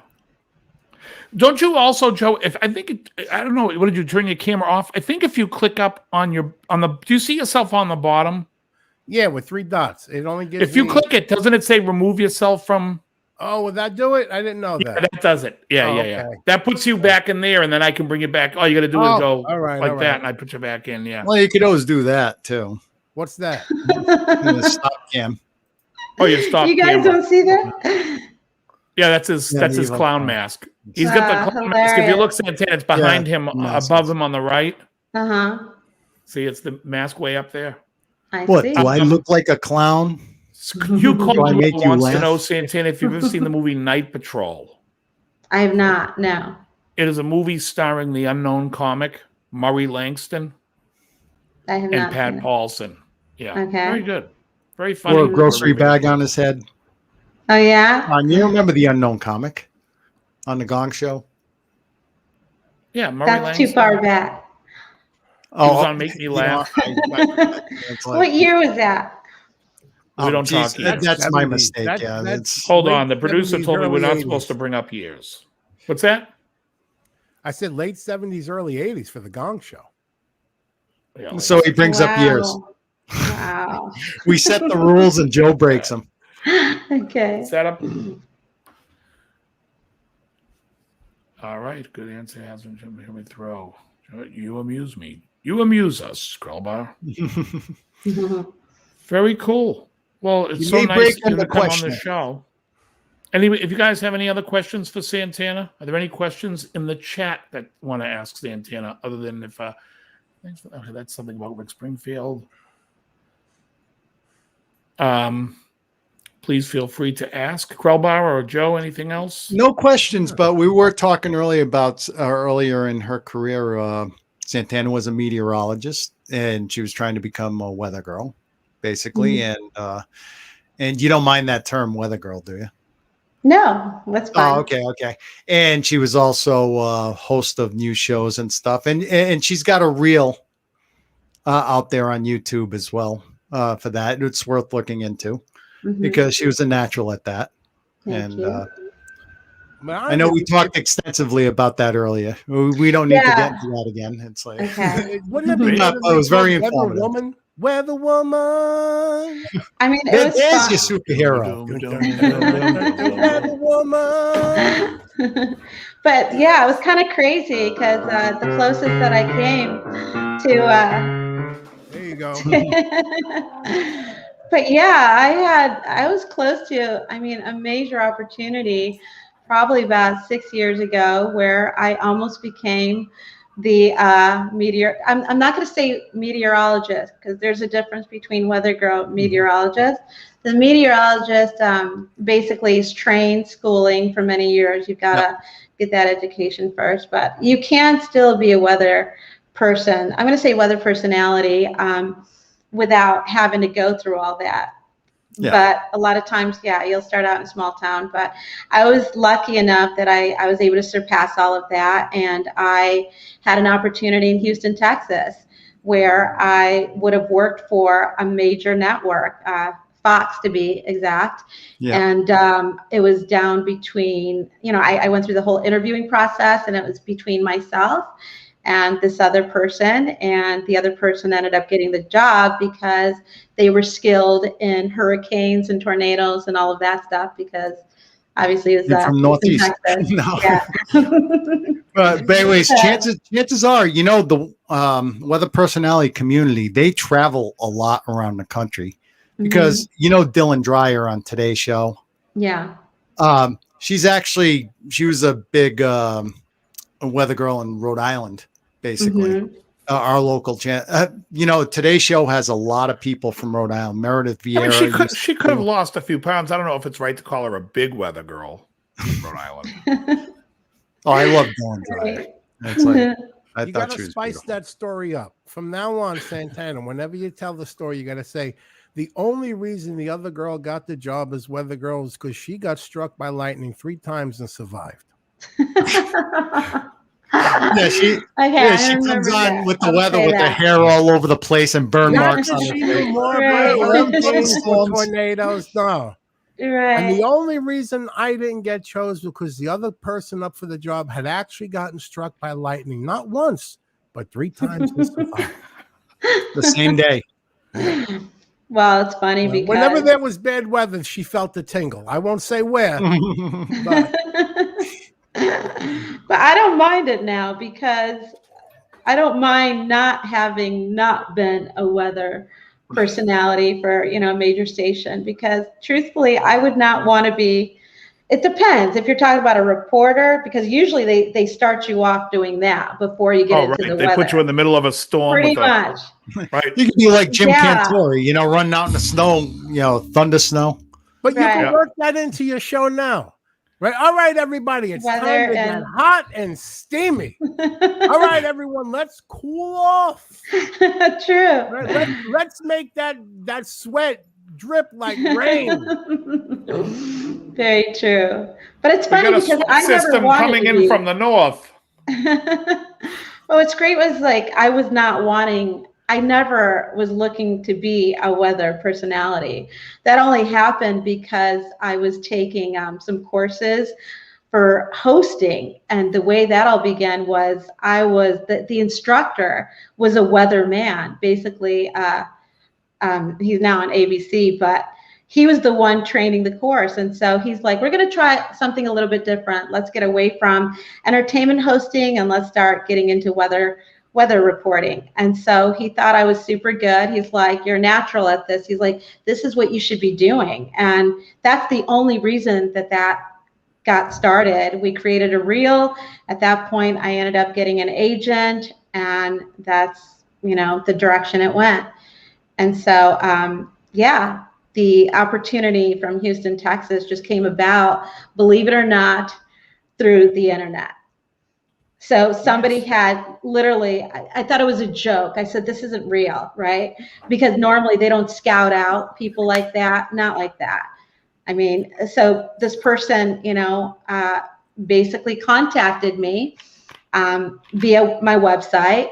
And he's like, I was just curious to know if you do this, you had an experience in this? And I said, I did, in Pasadena, Crown City News, but I was reporting I was reporting news at the time and some weather, but my strongest point was more news than weather. And truthfully, I did not want to be a newscaster, because for me, everything about it was depressing. I don't want to report on depressing things. So that's why I didn't like news. And then that's how I got the opportunity with weather. This producer ended up seeing that on my resume on my website that I did news. So he wanted to see if I could do weather. And that's how that all became. All right.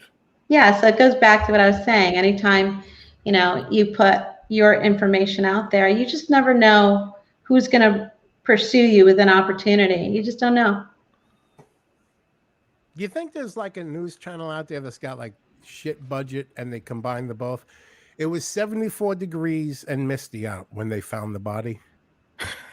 The investigation continues tomorrow. And while they investigate, it may be overcast. See, depressing. No, but that's you threw the weather in the mix. Right? You threw the weather in the mix, but it's pretty. I like it. Depressing, but I like it too. Yeah. But I'll never do that. The Masters are this Sunday. It'll be 80 degrees. Chance of rain by the time you get to the 9th hole. And there's a dead person by the 18th hole in the woods next to a rake. I know, crazy. Can you imagine having a job like that? Yeah, it's I like that. I like that news idea. I would watch the news then, because then it would be interesting. I haven't watched local news. I can't tell you in how long. It's just bores me. Yeah, I don't watch it either. No. Not if you want to have a great day. You don't want to start out like that. Yeah. Right? I don't watch any news these days. Yeah. It's best not to sometimes. Yeah. Or limit the amount of time that you watch it. Or figure out where your news source is going to come from. Exactly. I mean, what you do is read the news story online and see where the sources are and look at the sources. Don't look at the translation of the sources.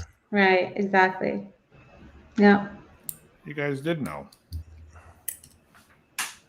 So that's broken. Dave's dropping stuff. Oh yeah, just don't mind me, folks. Awesome, Santana. Well, thanks so much for coming on. We've had a lot of fun. Thank you for having me. Absolutely. This was a lot of fun. Yeah. Oh, good. Someone says Hugh Caldwell wants to know what you're listening to. Very good, Hugh, for coming up with that, because no one's asked. What are you listening to? Yeah, what music? Like you get in your car today, you had to go do whatever you had to do. And what was on the radio? What are you listening to in your car? What do you got going on? I still like European house style music. Are you familiar with the Chill station on satellite? I love Chill. I love BPM. BPM is one of my favorite stations. But then I'll switch to like 80s music, 70s. I never listen to the same station consistently. Like I'm always flipping stations all the time, but I like different genres of music. That's what I'm saying. When I'm passionate about music, there isn't like one particular style that I would say that I'm only going to be, attentive to. It's a little bit of everything. I love all styles. Oh, but, are you listening to satellite radio in your car? Like Sirius? Are you listening to Sirius? Yeah. So 70s on 7, 80s on 8, 90s on... Chill station, Yeah, BPM, I have the chill on there. the groove station. You listen to Yacht Rock at all? Put on Sometimes 311. 80s. Yacht Rock's fantastic. Yeah? Yeah. I'll check it out. Yeah, I like that channel. No, I'll definitely check it I out. listen to a lot. When I'm in the gym, I listen to Ozzy's Boneyard. I like that one. Why do I seem like I got brighter? I It like did. Ozzy's crazy It over there. I'm did. gonna smash that bulb. What's that? It did, like all of a sudden. One of my light bulbs, it just keeps flicking different shades. It's one of those that you work No, my with light, now. I'm saying, got brighter. Hold on, let me see if Yeah, I can yours change my did. light. Oh, it's probably whatever. change. Like I use a Now I'm web not. browser to light me up. There we go. Mm-hmm. That didn't work. Let me see what I can do here. Hold on. Advanced setting. The best thing I found radio wise, there's a website where you could literally go all over the world and zoom in, and there's little green dots, and each dot is a radio station. And you can find the most obscure place in like the USSR you never even heard of. It's like they're listening to the same title shit. It's really great. I found this one tiny little town on an island off of Australia, and they listen to the greatest shit. I'm like, I gotta go over there. Mm-hmm. You know, and then when they play the local news, I'm like, come on, don't be so stressed about that shit. Well, you know, the groundbreaking wasn't going to happen today, and the whole town is in an uproar. I was like, really? Just send someone over there with a fucking shovel. Get over there. You know? Yeah. You know what music I do miss a lot? And, freestyle music. We were talking about this, Dave, the other day. Freestyle, like the old school freestyle. Remember like Stevie B, Cynthia, Noel. You love Part of Your Body. I love that song. Do you know Party Your Body was the theme song when I tried to put the show together years ago? I mean, not when Party Your Body song was out. Because I love I'm talking later on. you. I love that. All those songs. Yeah, Stevie B. Party Your God, he's Body. classic. Yeah, Yeah, I remember Cynthia, Part of Your Body. Noel. And it was like, what was those? There was a bunch of three. It was a bunch of three. Would you say Noel? Noel. Remember Noel? Silent Morning. Yeah, Silent Morning. There's no working out to Norwegian death metal. Is that what you're saying? Hey, Brad, what's going on? What's the one that had, there was three girls, Sweet Sensation. You remember those? Oh, was it the Covergirls? Or No, Expose. One of them's, yeah. Let me Expose. be the one. Oh, God, that was the music I was like. These are all great songs. I wish that would come back. Come back to haunt. I actually have a playlist you would like. Yeah. On Spotify. It's and I'm not joking. It's called Songs That Make Me Want to Vomit. Freestyle's not on there. No. And it's half serious, half not, but they were the songs that nauseated me when I was a kid. Now when I listen to them, I find it funny. You know what song I liked back then was, remember Michelle Le? Yeah. Michelle Le. Yeah. Nicety. Some people think I'm nice. Some people think I'm nasty. I say I'm nasty. Nicety. I know. It's amazing. It's amazing. Let me see if I go to my Spotify. No, I don't want Spotify for free. I just want to go in. I remember all those bands, Soul to Soul. I love Soul to Soul. Yeah, they were great. They were like the beginning of the acid jazz movement out of London, which I really liked. Yeah. All right, so this mix I have is called the songs that taught you how to vomit. Make It Real by the Jets. I love that song. Of course. Shut up. I miss you. No. I Always love by Atlantic Star. That's a beautiful song. Anything for You by Gloria Estefan.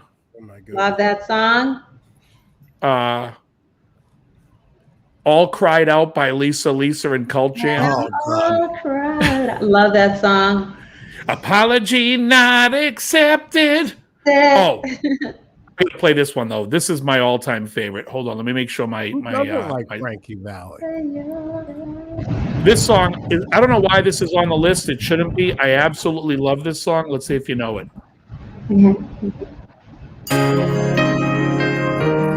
Tender love. I love what that a song! Yeah, What it's beautiful. You know, Jimmy Jam and Terry Lewis wrote that song. The guys who wrote all the Janet Jackson stuff. Really? Yeah, they wrote that. Yeah. Oh, I love that song. We're getting some echo on Santana's end. Oh, we were. I think it was because I think we're all set.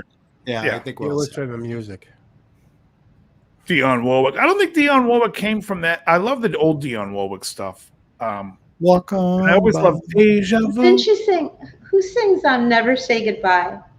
Never say that. Bon Jovi? That was Michael Jackson. Yeah, I love that song. Oh. Never say goodbye. Hey, Elroy. Oh yeah, that's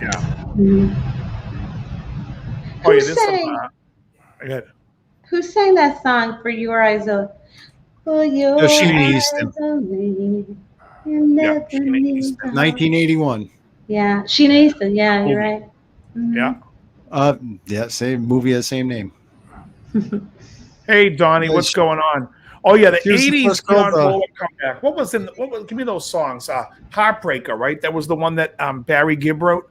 Why did you have to be a heartbreaker?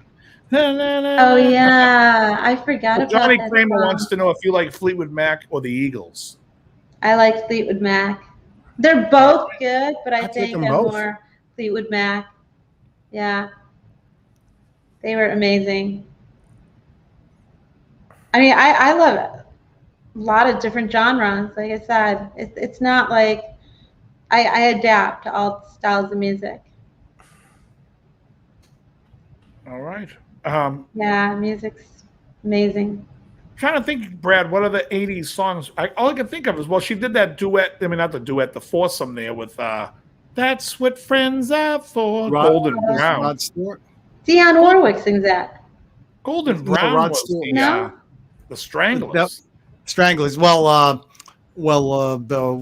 mentioned the Stranglers. That's why I He put did? that in there. Yep. Well, best friend gonna walk on. Oh, if you see me Yeah. walking down the street and I start to cry each time we meet, walk Walk on on by. by. Dun, dun, dun, dun, dun, Walk dun. on by. Oh, I love the Burt Bacharach, Hal David era of Dionne Warwick is amazing. I So know. good. So good. Did For you, you Mariah know- Carey. What? What's that? Speak for high, I said I combed my hair tonight. fan. I didn't hear what you said, Santana. What was that? Oh, were you a Mariah Carey fan? Mariah I Carey. liked her first album. That was it Yeah. for me. That's The first it? album. That was it. Who's better, Whitney Houston or Mariah Carey? Whitney's voice is better. Yeah, she was the queen for sure. Yeah. Yeah. Whitney's voice was better, except I want to say this. I'm doing cardio the other night. And 2 weeks ago, I was doing cardio, and I'm Every Woman came on by Whitney. Last night, Chaka Khan's version came on, or 2 nights ago. Really? Oh, she's so good. Chaka's version is way better. Really? I haven't heard it. Oh, it's the Chaka original. Khan. She's amazing. Oh, her voice is so Her powerful. voice in that is song. sick. Yeah. It's just great. Really, really talented. It's just great. Yeah. My favorite Whitney Houston song, though, by the way, is the duet she did with Teddy Pendergrass, because I'm a huge Teddy fan. Okay.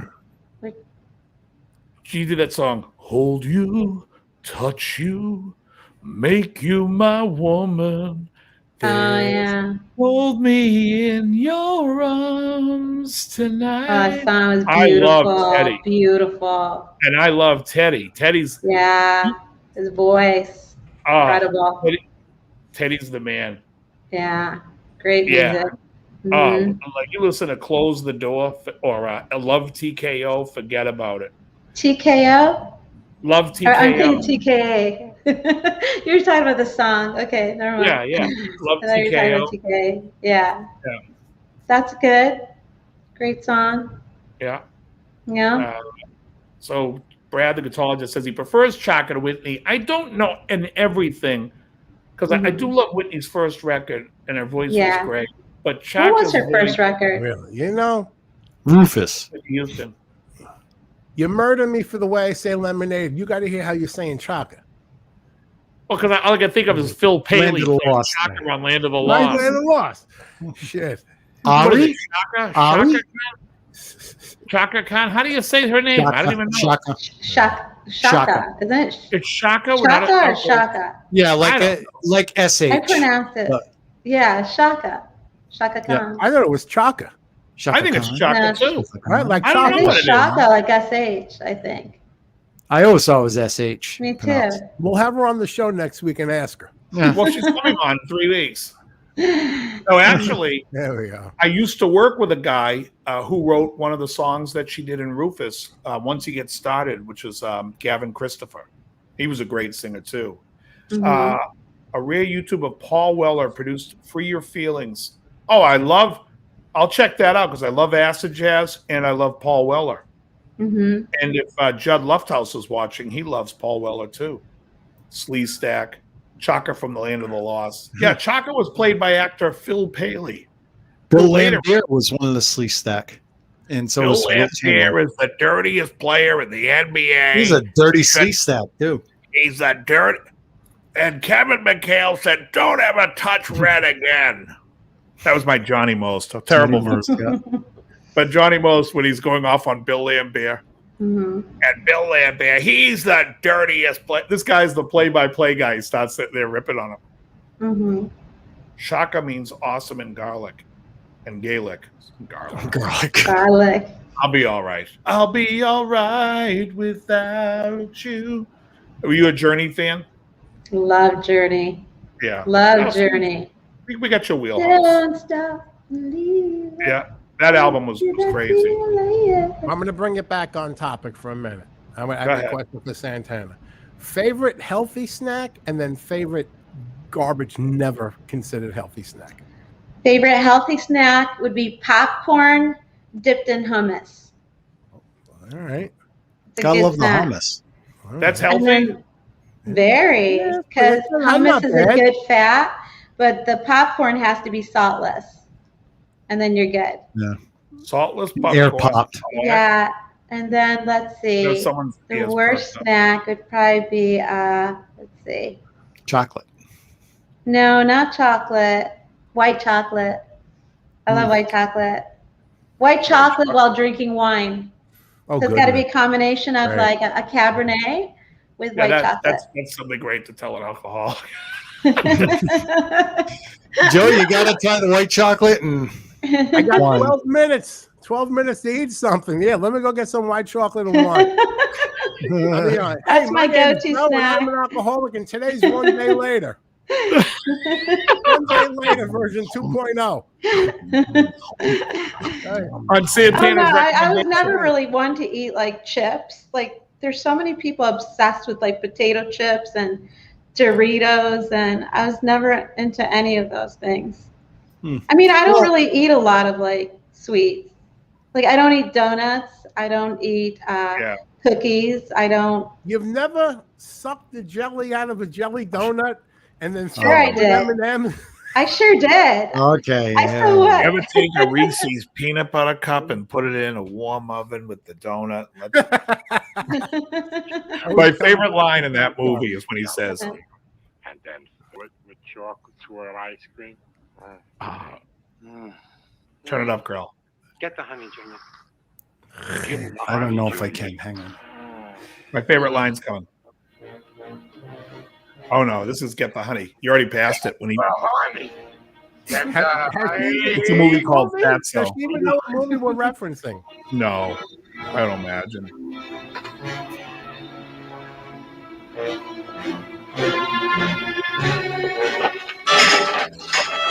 Okay, can't see that. That's But when he says, "You ever take peanut butter and jelly and put it on chocolate graham crackers?" and the fatter guy goes, "with thin slices of banana on top," I cry. That's my favorite. That's my favorite. Now I'm echoing. Who's making me echo? Now it stopped. It was only coming from when you were talking, so it was something you did earlier. Wasn't when you me. played Spotify, it started. No, it might have been when he played the Fatso bit. I think it's when you add extra audio in, it starts to one of the channels will echo. I don't like baked chicken or fried eggs for my snack. That's after workout meal. Yeah, I mean, are you like someone that wakes up, like if you wake up in the night, are you going to eat like a shake or a protein bar? Are you doing that? No, not at all. No, I am. I don't do that. If I'm starving, I gotta eat something, or I'll eat just like chicken breasts with and I take. That's probably not bad. It's actually good for in the you. middle of the night. Oh, I can't eat it. What I do is I take a teaspoon of hummus that is roasted red pepper hummus. Ooh. Oh, it's fantastic. Get the hummus, Junior. Yeah, so Get the that's hummus. okay. I And think then you go back to bed. I think if Yeah, you're right to bed. if you're well, it depends on your work schedule, right? If you're somebody that works late at night, my opinion would be to take in anything protein based at nighttime. You don't want carbs at nighttime, and because carbs they convert it to sugar. So it's like you're storing it, and you're not going to be walking around or running in the middle of the night to burn that off. Choir, So sweetheart, you're preaching to the choir. yeah, so you know. Years. Yeah, which you've done a great job, by the way. But it's a formula. Just know when to eat certain things at what times. Like if I'm going to have a pasta, I'm going to have it during lunch so that I can burn that off, and then I'll finish the day with a protein or a higher protein-based meal. Yeah, Santana, do you do anabolic eating? I don't know if you watch Greg Doucette. You know who Greg Doucette is? No, he's a bodybuilder. He does a lot of he takes things that are normally bad foods and he recreates them so they're healthy. But they're not really that healthy. He uses a lot of artificial sweeteners too. Oh, that's not good. You're adding chemicals to the product. Yeah, exactly. Well, I use stevia, so stevia is actually natural. Great. Yeah. That's the best thing you can use. Oh, I love stevia wonder. Yeah, it's excellent. Stevia wonder. I don't have the cricket button handy, sorry. But I do make an anabolic ice cream with protein powder, cashew milk, and Jello pudding mix. So there's a little artificial sweetener in there, but I sweeten up a little. That's not too bad. That's delicious. And a bunch of ice, and you whip it up in a Ninja blender, and you eat a whole blender, and it's like 200 calories. So not bad. Yeah, Junior, not bad at all. Stuffing yourself silly at low calories, and it keeps you full. No, that's excellent. It's about being very creative. Doesn't somebody make a high protein frozen yogurt? I'm sure they do. Halo Top. I thought Charlie. I don't eat yogurt, so I'm not sure. I'm not really an ice cream or yogurt fan. But do you remember when Shotzi on Main Street when Arnold went to be governor? There was the other Austrian guy took it over, Charlie Temmel, and he had the ice cream business, and they had high protein ice cream for a while there. It's a great idea. Yeah, it's one of the best things you could create and put out there. Yeah, as long as you can make it so it's no carbs. Yeah, I'm not an ice cream fan. I was never I don't eat too many sweets. I'm not an ice cream fan. Yeah, I'm not ice cream. I'm not a huge.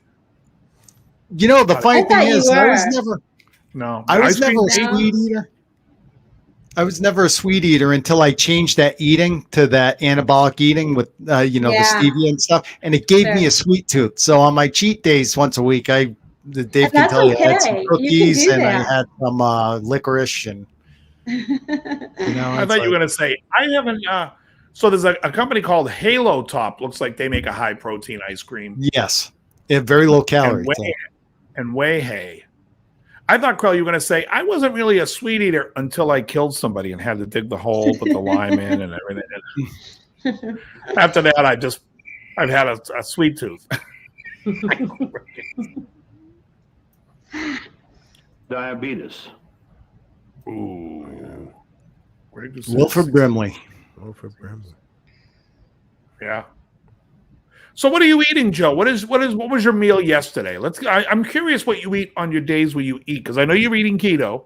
Well, this week was a little change up because I've been making that like keto cheese spread. Yeah. But this week with a hint of cheese. No, it was a lot of cheese in there. But this weekend it was, all these eggs. When's the date up by? Like, okay, let's put the eggs in the water and see which ones are still good. They were all still good. So what I did was, kind of the same way I made the cheese spread, I did a egg salad. Nice. Basically just great idea. hard-boiled eggs, mayo. I put in, I got the not ground. What do you call that? I didn't cook the bacon. You get that nice big bag of bacon, chopped up bacon from Sam's. So it's real bacon. Bacon, and just mix it up. And I got these little baby dills that are delicious. Wow, that sounds delicious. And that's it. And then if I put it on it, I found these crackers. I'm sure you saw me bitching about them. The family size Parm crisps. They're low carb. This family size is the size of my head. What I forgot to say is how much that bag was. You know how much that bag was? $10.36. You got robbed. $10.36. Wow. I should fit inside the fucking thing like a sleeping bag. Right. But I did agree. That. But I also have the pork rind, so I did that. And then today I made chicken soup. Those palm crisps are outstanding on salads. But they are delicious. I got to learn how to make them myself because they're delicious. They're good on salads. They're really good. But the price has gone through the roof on them, though. Let's take a look at what they are online here. I like keto too, but I like the Green Hornet better. Where's you're telling jokes and Thank you. Yeah, what did you say? You had the 4.5 ounce bag. This one's an ounce, and it's like $4. Wow. Joe there? Yeah. Someone sent me a message. Yeah, it was like not even like the 2 ounce bag was like $5. I'm like, but I tried it. Now what I'll do is I'll figure out how to make it. Yeah, anything you want to learn how to make, go to YouTube. Right. True. And you're going to find the ones doing it wrong, and you're going to look at it. No, that's wrong. Right. That's what I say when I watch my lone lessons. I'm like, what is this guy doing? That's wrong. This guy's an idiot. G11. Come on. It's not even a chord. It's not a chord. Nice. Well, that's great. I'm glad you're doing the food thing, Santana, because most people realize, I think nowadays, the diet is most of everything. It's everything. It's about 85% of it. Yeah. And then the workout, getting, and and basically it's also a healthy attitude. Because I think that's where it all begins. I mean, you got to start right there. The healthy attitude. I do cardio in the morning. Well, I call it the morning, my morning. I do cardio when I go to the gym after I work out with weights. This guy Bob Waits, really nice. No, that's actually better for a lot of people. Oh, you got it at least. Anyway, so so I work out with weights, and then I go do cardio, and then I'm going back at night and doing cardio. I don't know how you do it, but that's great. Yeah. Well, it's just because it's like, I'm not going to watch TV for an hour at night. Everyone puts in an hour of TV. I may as well do it while I'm doing the treadmill. Right, exactly. Yeah. Right. No, I think that's great. So what does your workout consist of on a weekly basis? Like how many times a week are you? I'm in there 5 days. Do you do one body part? I'm a body part a day. Yeah, so chest Monday, back Tuesday, legs Wednesday, bis and tris Thursday, shoulders Friday. Excellent. Good. Yeah. And cardio every day? Twice a day. Okay, excellent. So at the end of the day, do you feel burnt out, or do you feel like you still have like a lot of energy after doing cardio twice a day? I'm not burnt out. How long do you do for? An hour. Wow. Yeah. Wow. Right now, realistically, you don't really have to do more than 40 minutes a day. 40 minutes, of cardio for Right. one session, because you don't want to burn your muscle either. Well, Yeah, that's but why You don't want to do he too does much. 20 minutes of resistance and then 40 of cardio, I believe, right? And then Right, exactly. Yeah. Yeah. Yeah. I do an hour just Because- because I figure the first part of it, I'm not really, by the time I get warmed up, and then it does. The machine goes to an hour. I'll do an Mhm. hour. Wow. he's go to 11. That's a lot. That's a lot of cardio. Yeah. Well, You, I'm you just don't trying need, you don't just trying need to to get do well, it. I don't Is it need because to. it's calorie based? Are you like focused more on the calories? Or No, you're because I figure I'm at night. What am I going to do? Am I going to watch TV for an hour? Well, I got the energy. I may as well go back to the that's gym a and work out. it's a great attitude to Mhm. have. You can watch TV while you're doing cardio. Right, So exactly. that's what I like. Yeah. When I do my lessons, I teach, and then when the sun goes down, now it goes down at like 4:30. So you got like Mhm. you're at 6 o'clock, 7 o'clock. I'm like, all right, in an hour to watch TV. Well, in Mhm. an hour I can go watch TV at the gym and do cardio again, and That's I'm doing excellent. something positive. Yeah, I love your attitude, Dave. Yeah, I just Well, like what you're doing, and you're excited, you're happy, you're seeing those results, yeah, it's and whatever. all it does is push you more, and you're Yeah. doing it, and you look great.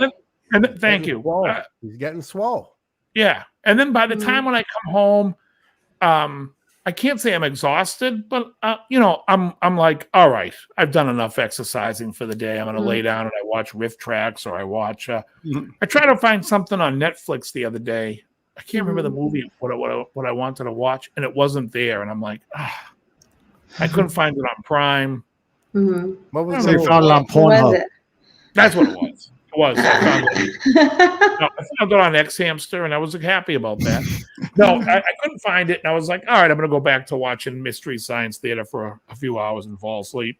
Mhm. Mhm. I can't remember what it was, though. It was a movie I was like, I never saw that. I want to watch that. And Mhm.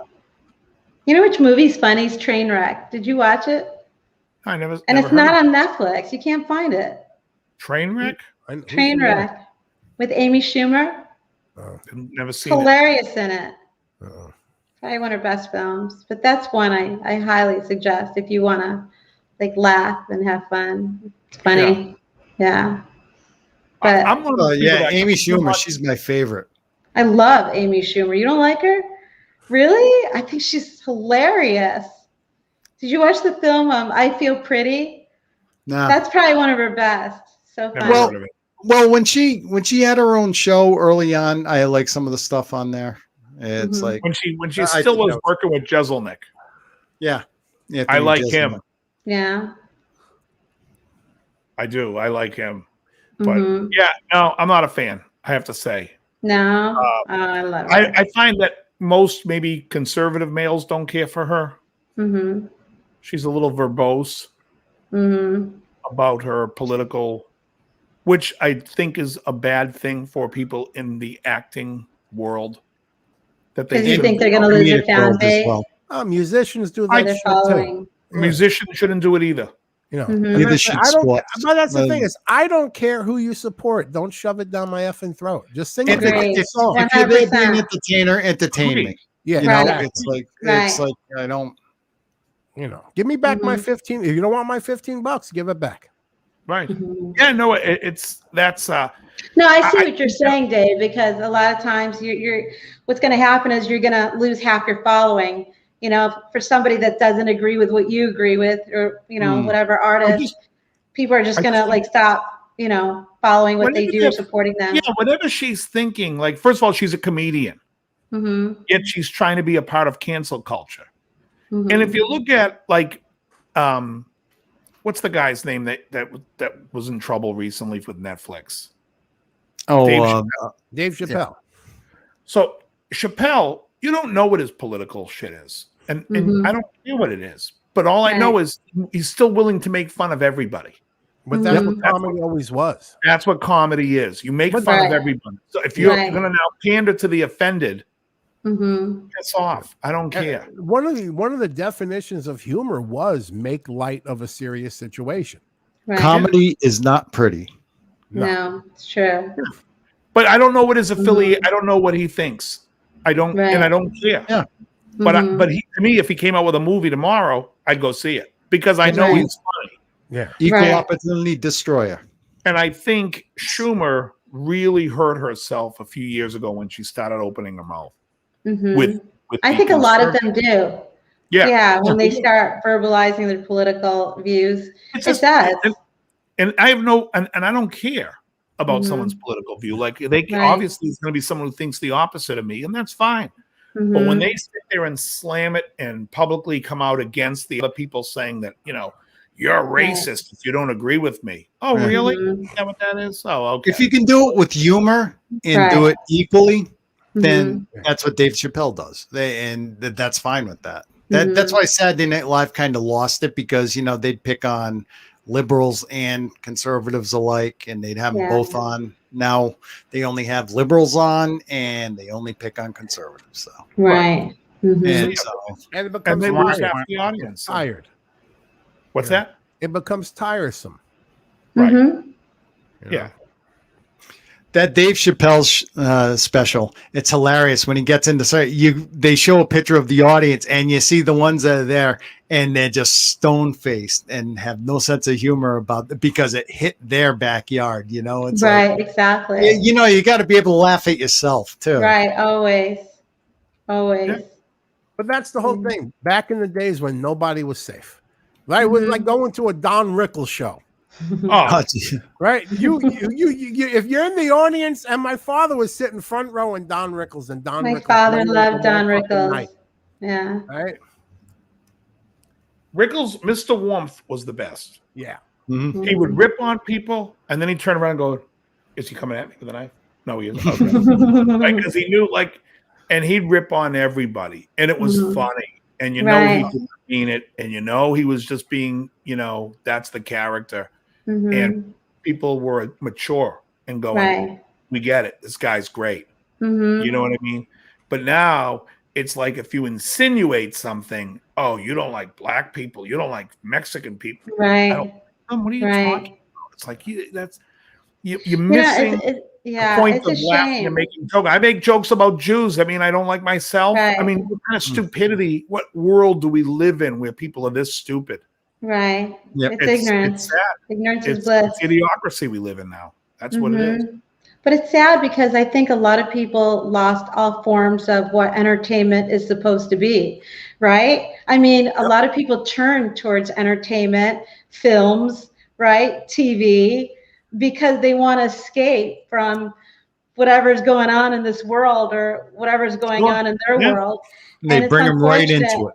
Yeah, exactly. But the main And problem so- is not what entertainment used to be or what it is. At any point, if somebody doesn't like Don Rickles back in 1975, they can turn the station and turn it off. Today's good world choice. is let's get rid of them. Right. I don't like them. Let's get rid of them. Back then, I don't like them. I don't have to watch. Yeah. Now, Right. I don't like them. I don't want you to watch. Yeah, destroy their career. Right. Yeah, well, that Yeah. went from just turn the channel to you're only going to watch the channel I tell you could watch. That's right. Oh, we don't want you. Facebook, we don't want you to say positive things about Kyle Rittenhouse defending himself because right now we're telling you what we want. We're telling you how the story Exactly. was. Then they find out that it wasn't exactly that. And people are mad and they're screaming, how did they let this kid? What do you even know? These people were in court that saw the case and you heard it from fucking MSNBC. Yeah. Yep. When they start telling you anything that's going on accurately, I'll let you know. But that's Right. and people watching this show right now, we're gonna be like, this guy Dave's an asshole. He's a conservative. Whatever. I don't care what I don't try to tell people what not to do. That's the important thing. So if you want to sit there and you want to show me liberal policies and you think they're good, I'll argue with you about it. But I won't shut you up. I'm not gonna sit there and make you go away. You know what I mean? That's the difference. I'm Right. willing to have a conversation and be like, I can hear you out. People vanish. Right, I mean, exactly. That just a little, gives me the chills when people vanish in the night. All the times that's happened never turned out to be too good. Right. People being silenced and vanishing in the fucking night and never be heard from again. That just never worked out too good. Mm-hmm. But like the Blue Oyster Cult sings, history shows again and again. Mm-hmm. How nature points out the At following. first it starts Thanks, John Taylor. with your career, and next thing they take you in the back room and they put a gun to the back of your head. Right. If any of you guys have seen the movie V is for Vendetta, Oh yeah. that is clearly what goes on in the world right now. Mm-hmm. Yep.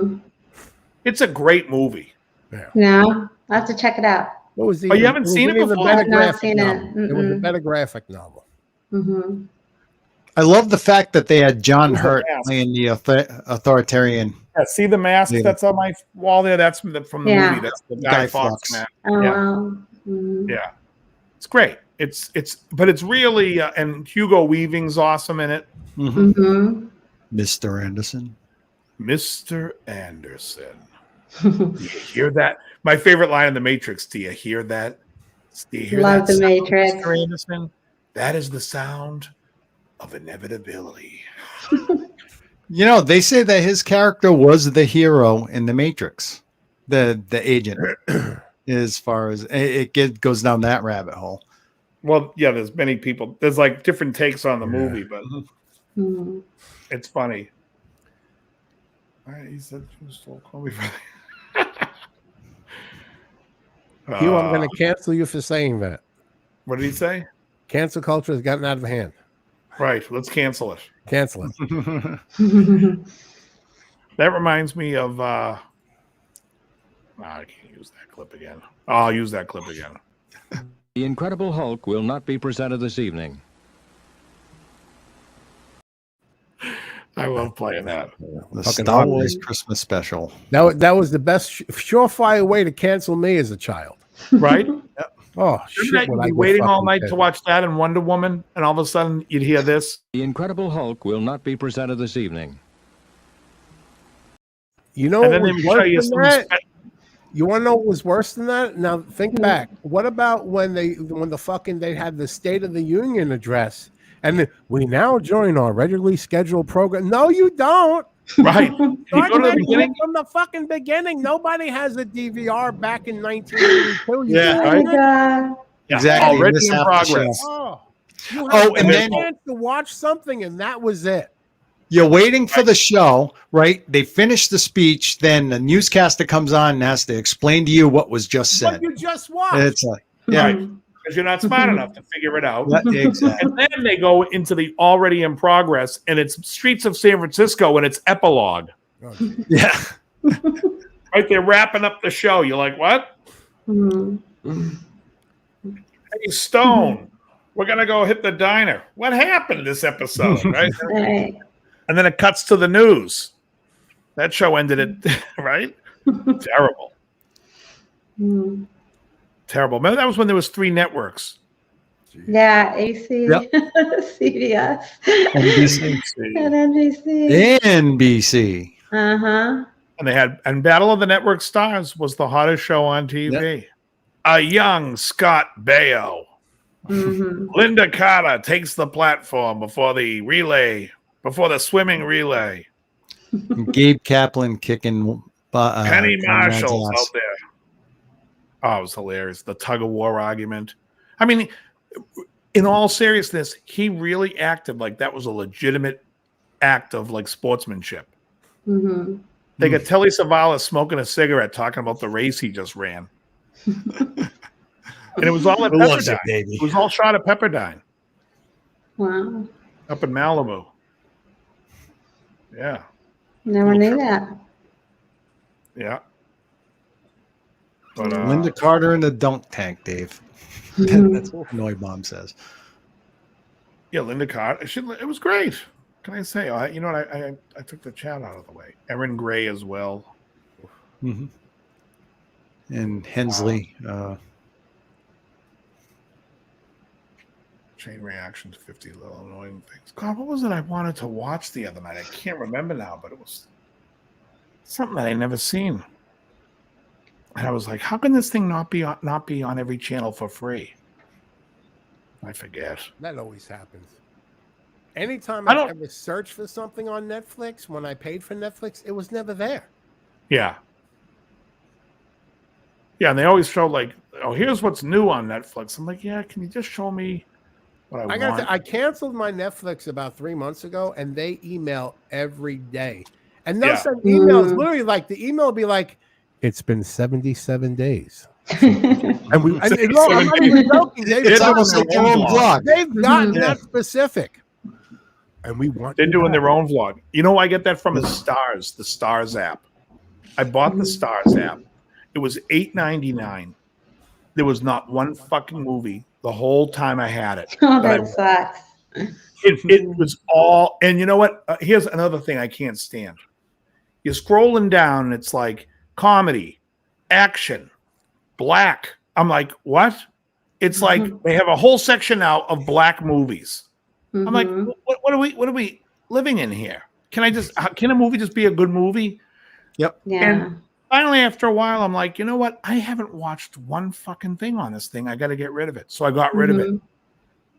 Then they sent me a thing back. They're like, can we ask you a question here? Why did you quit? I'm like, there isn't one movie I want to watch. We'll lower the price to $5.99 to watch That's what you not the want to point. watch. I'm like, for $6, I'm still not watching it. Right. I'm not going to pay a penny. They didn't address what you said. Yeah. Instead of throwing away $9 a month, we want you to throw away $6. Oh yeah. Oh, that makes sense. Pay me to watch your shit. But you know who's actually smart about it and actually has good shit to watch is HBO Max. I canceled that, but HBO Max comes back and goes, "Hey, we'll give you 6 months for like half price off." And I was like, "The fuckers just made me an offer I couldn't refuse." I'm like, "Okay, okay." But they got all that, like they have all the superhero shit. They got Godzilla, King Kong. All right, you got me. Well, Disney Plus isn't bad if you like the Marvel stuff. Yeah, I had that too. But the thing is, Disney Plus is great for all the new shows. I know where to get them. The minute a show finishes airing, I know where to find it. I can't believe this. I know what I wanted to watch.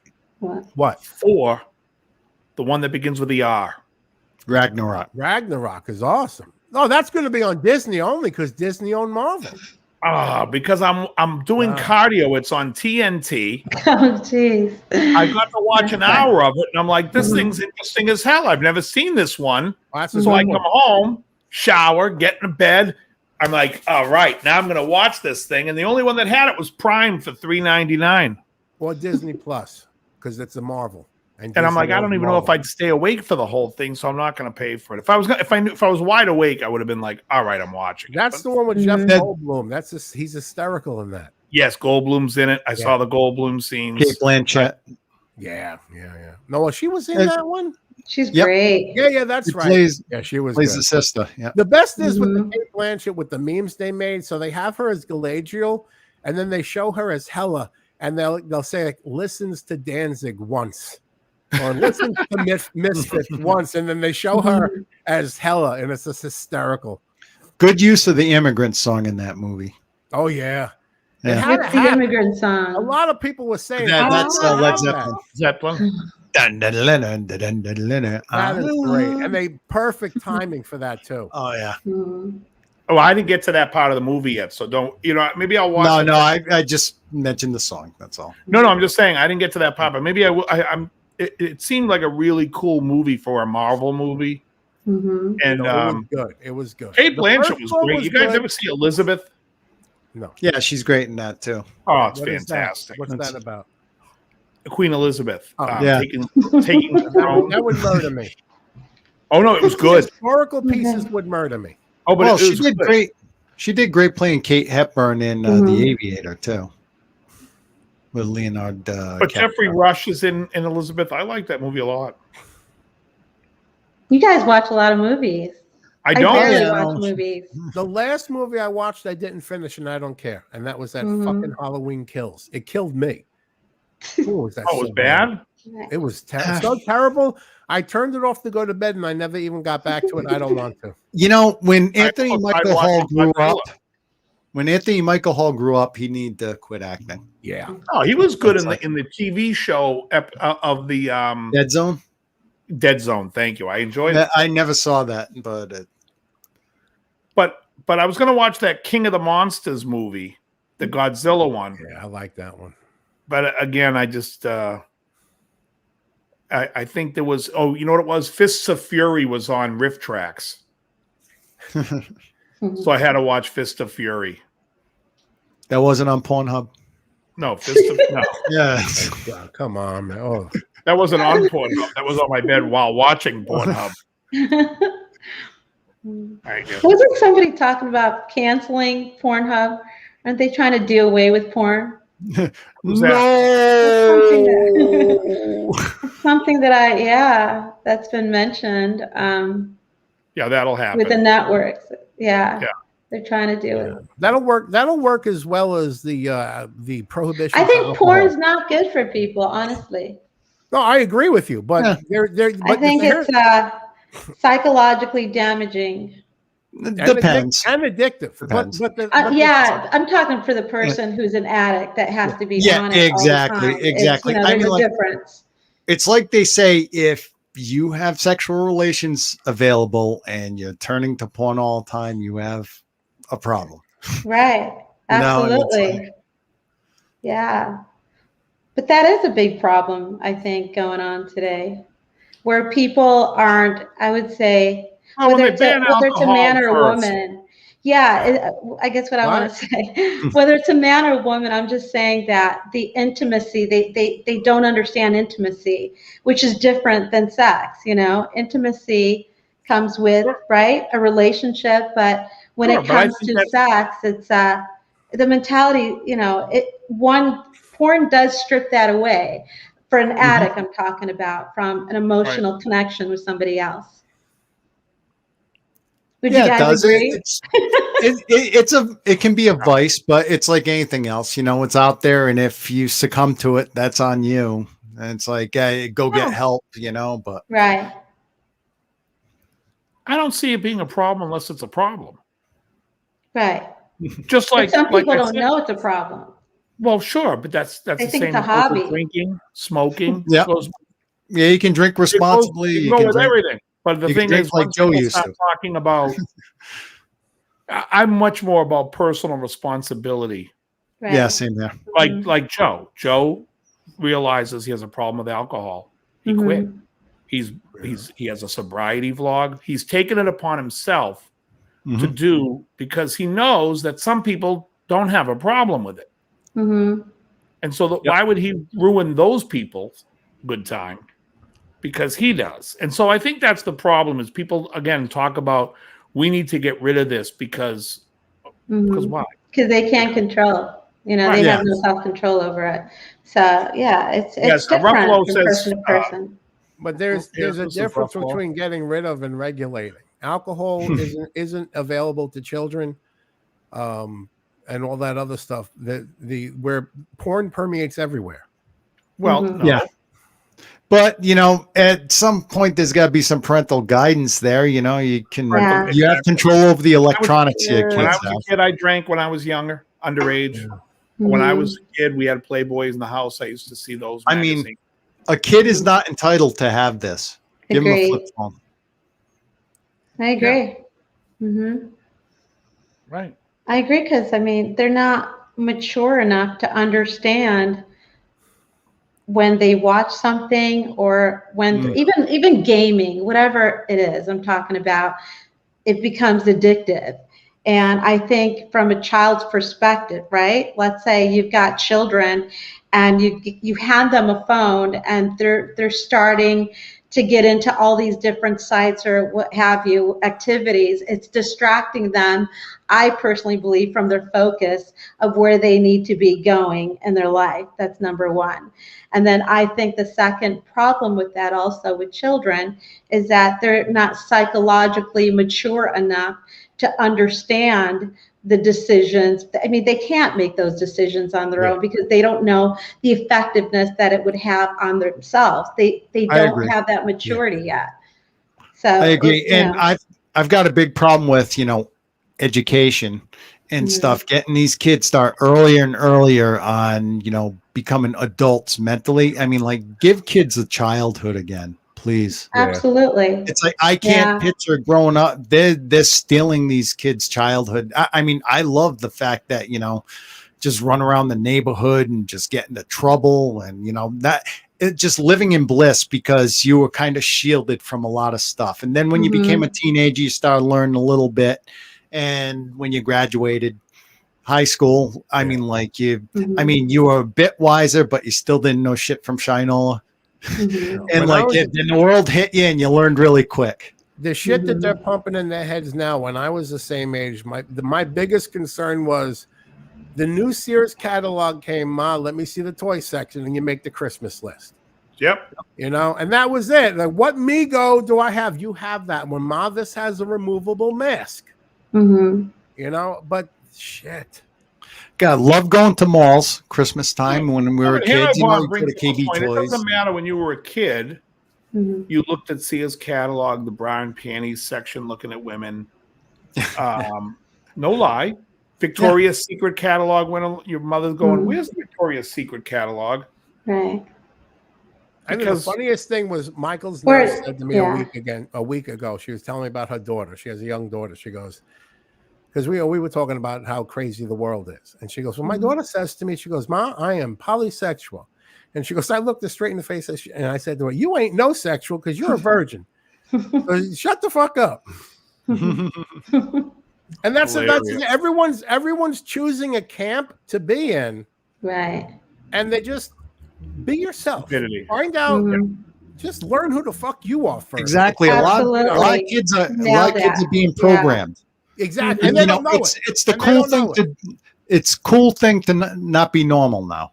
Well, you know, that's what they're taught. You know, it's like if you're not the norm, that's fine. But the more my friend Thelma went to her mother. Free-minded and free-spirited, the more I find that they ain't free nothing. They're more enslaved to concepts of bullshit. Absolutely. Yeah. My friend Thelma went to her mother and I'm canceling you. She said she was polysexual. We're all being canceled. My friend Thelma said she was My friend Thelma told her mother she was polysexual. Let me show you her response. Damn. He had it. That's the I get it in once. Weedy Walton. No, it's ridiculous. I mean, when they it is today. Yeah. I feel sorry. Honestly, I'm almost glad I don't have any kids because I would feel bad. Honestly, the society that they're growing up in today, it's like it's confusing. They don't know what's normal. I mean, they see everything and anything out there. Like they're going to correspond to what they see, and they think it's okay. And their opinions and their wishes, they want to demand everyone to accept them as fact. It's like, well, I'm a they. No, let me explain to you how the English language works. Oh, geez. You are a she. You say her because you are female. This is how it works. This is the language. You are not a piece. You're not an object. You can wish it, but you got to look in a fucking mirror. If you don't understand what I'm talking to, we will go and I will explain to you how genitalia works and we can examine you.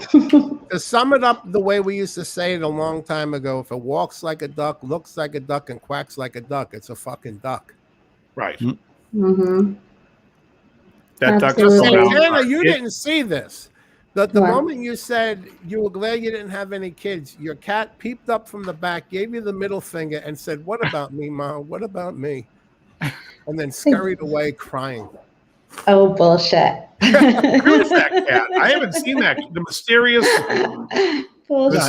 cat I've never seen. I'm just saying, I feel bad for children today.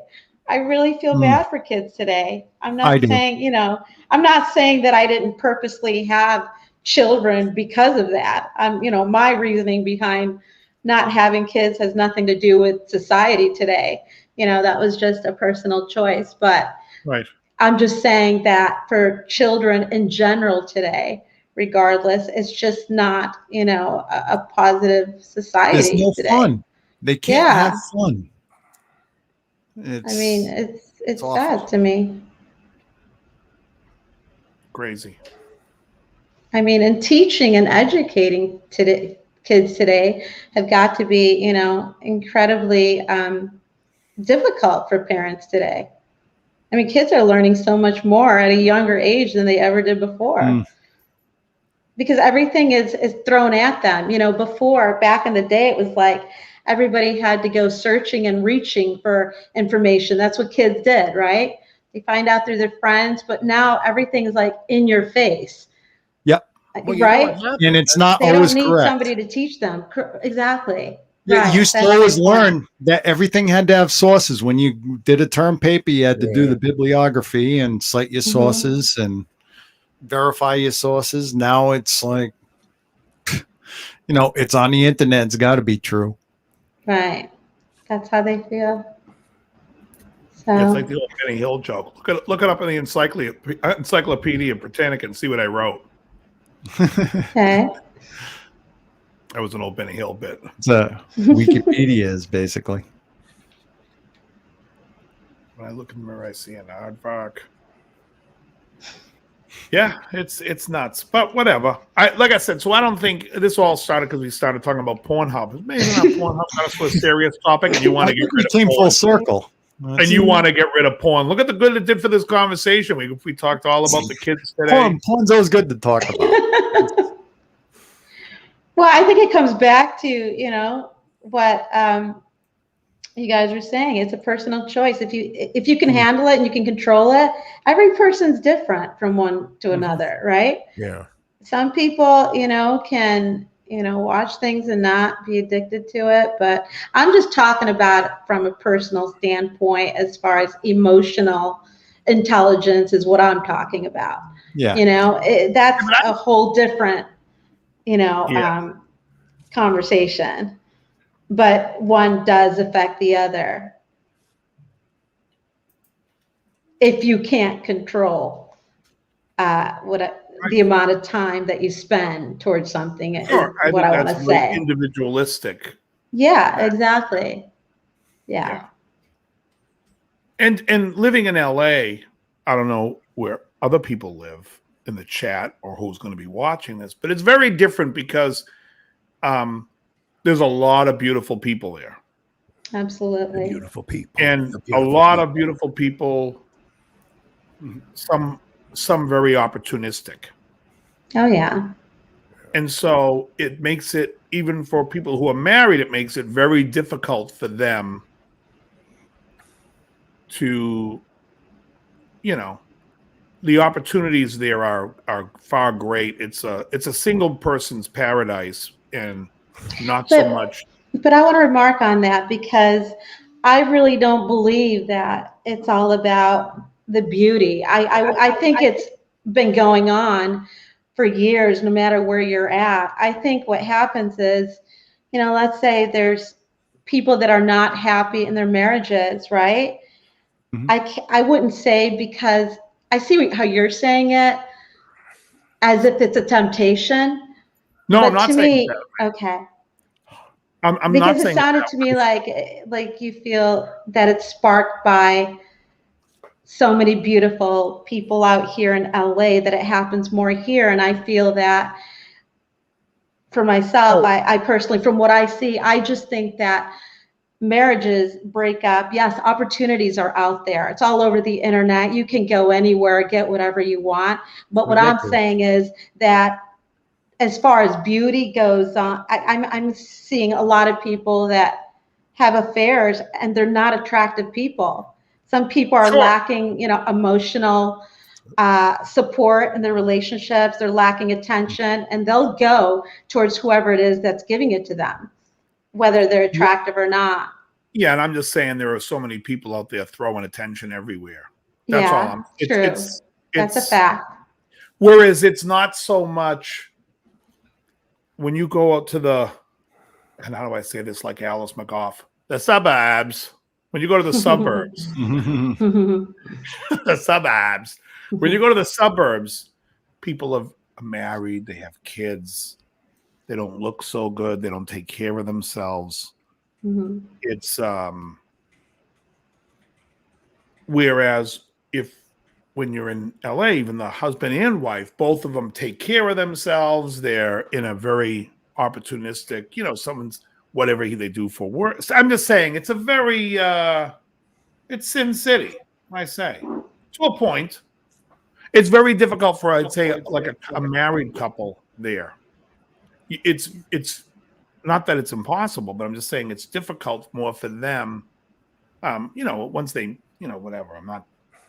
That's why a lot of them move away. It's like there's really not much more for them there if they're not in the business per se. No, that's not true.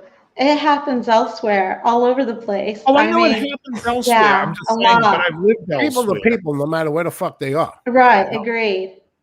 I know what you're saying, and I see Listen, what I you're could write trying. a book Yeah. about LA. So I'm just Mhm. saying. I've got nothing against marriage.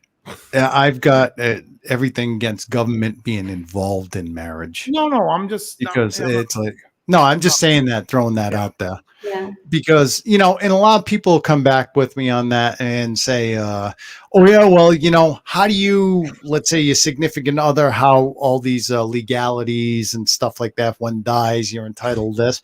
Well, you're all big people. You get married however you want, in whatever church you want. You can get married in church of the outdoors or, whatever.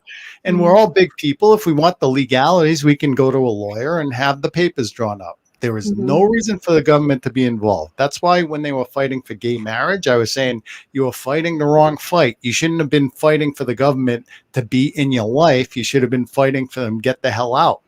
Right. Get the hell out I of see what you're saying, Let people too. get married how Yeah. they want. Agreed. It's a good point. just finishing up my point because I don't want to sound like the thing is, let's just say Good conversation. Let's say a it. gentleman wants to stray. Mm-hmm. LA is a town of young girls going to town to try to become actresses. Mm-hmm. True.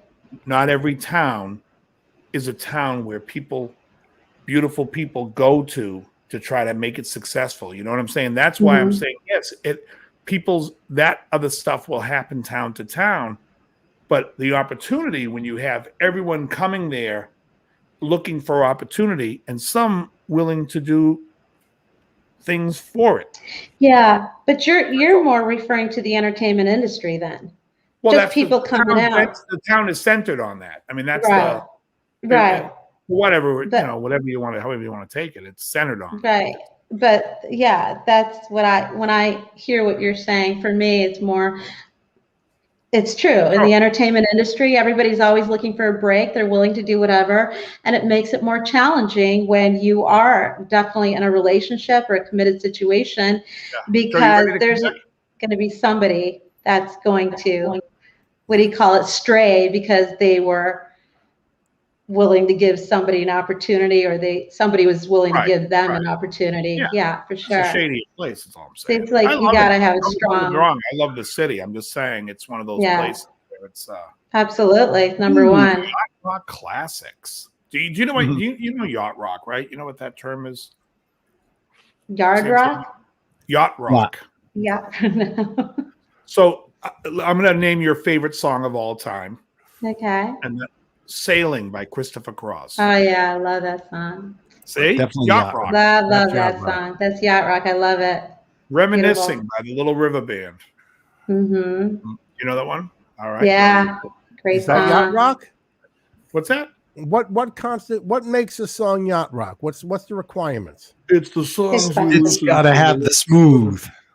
It's like smooth LA sounding Don't lose the smooth.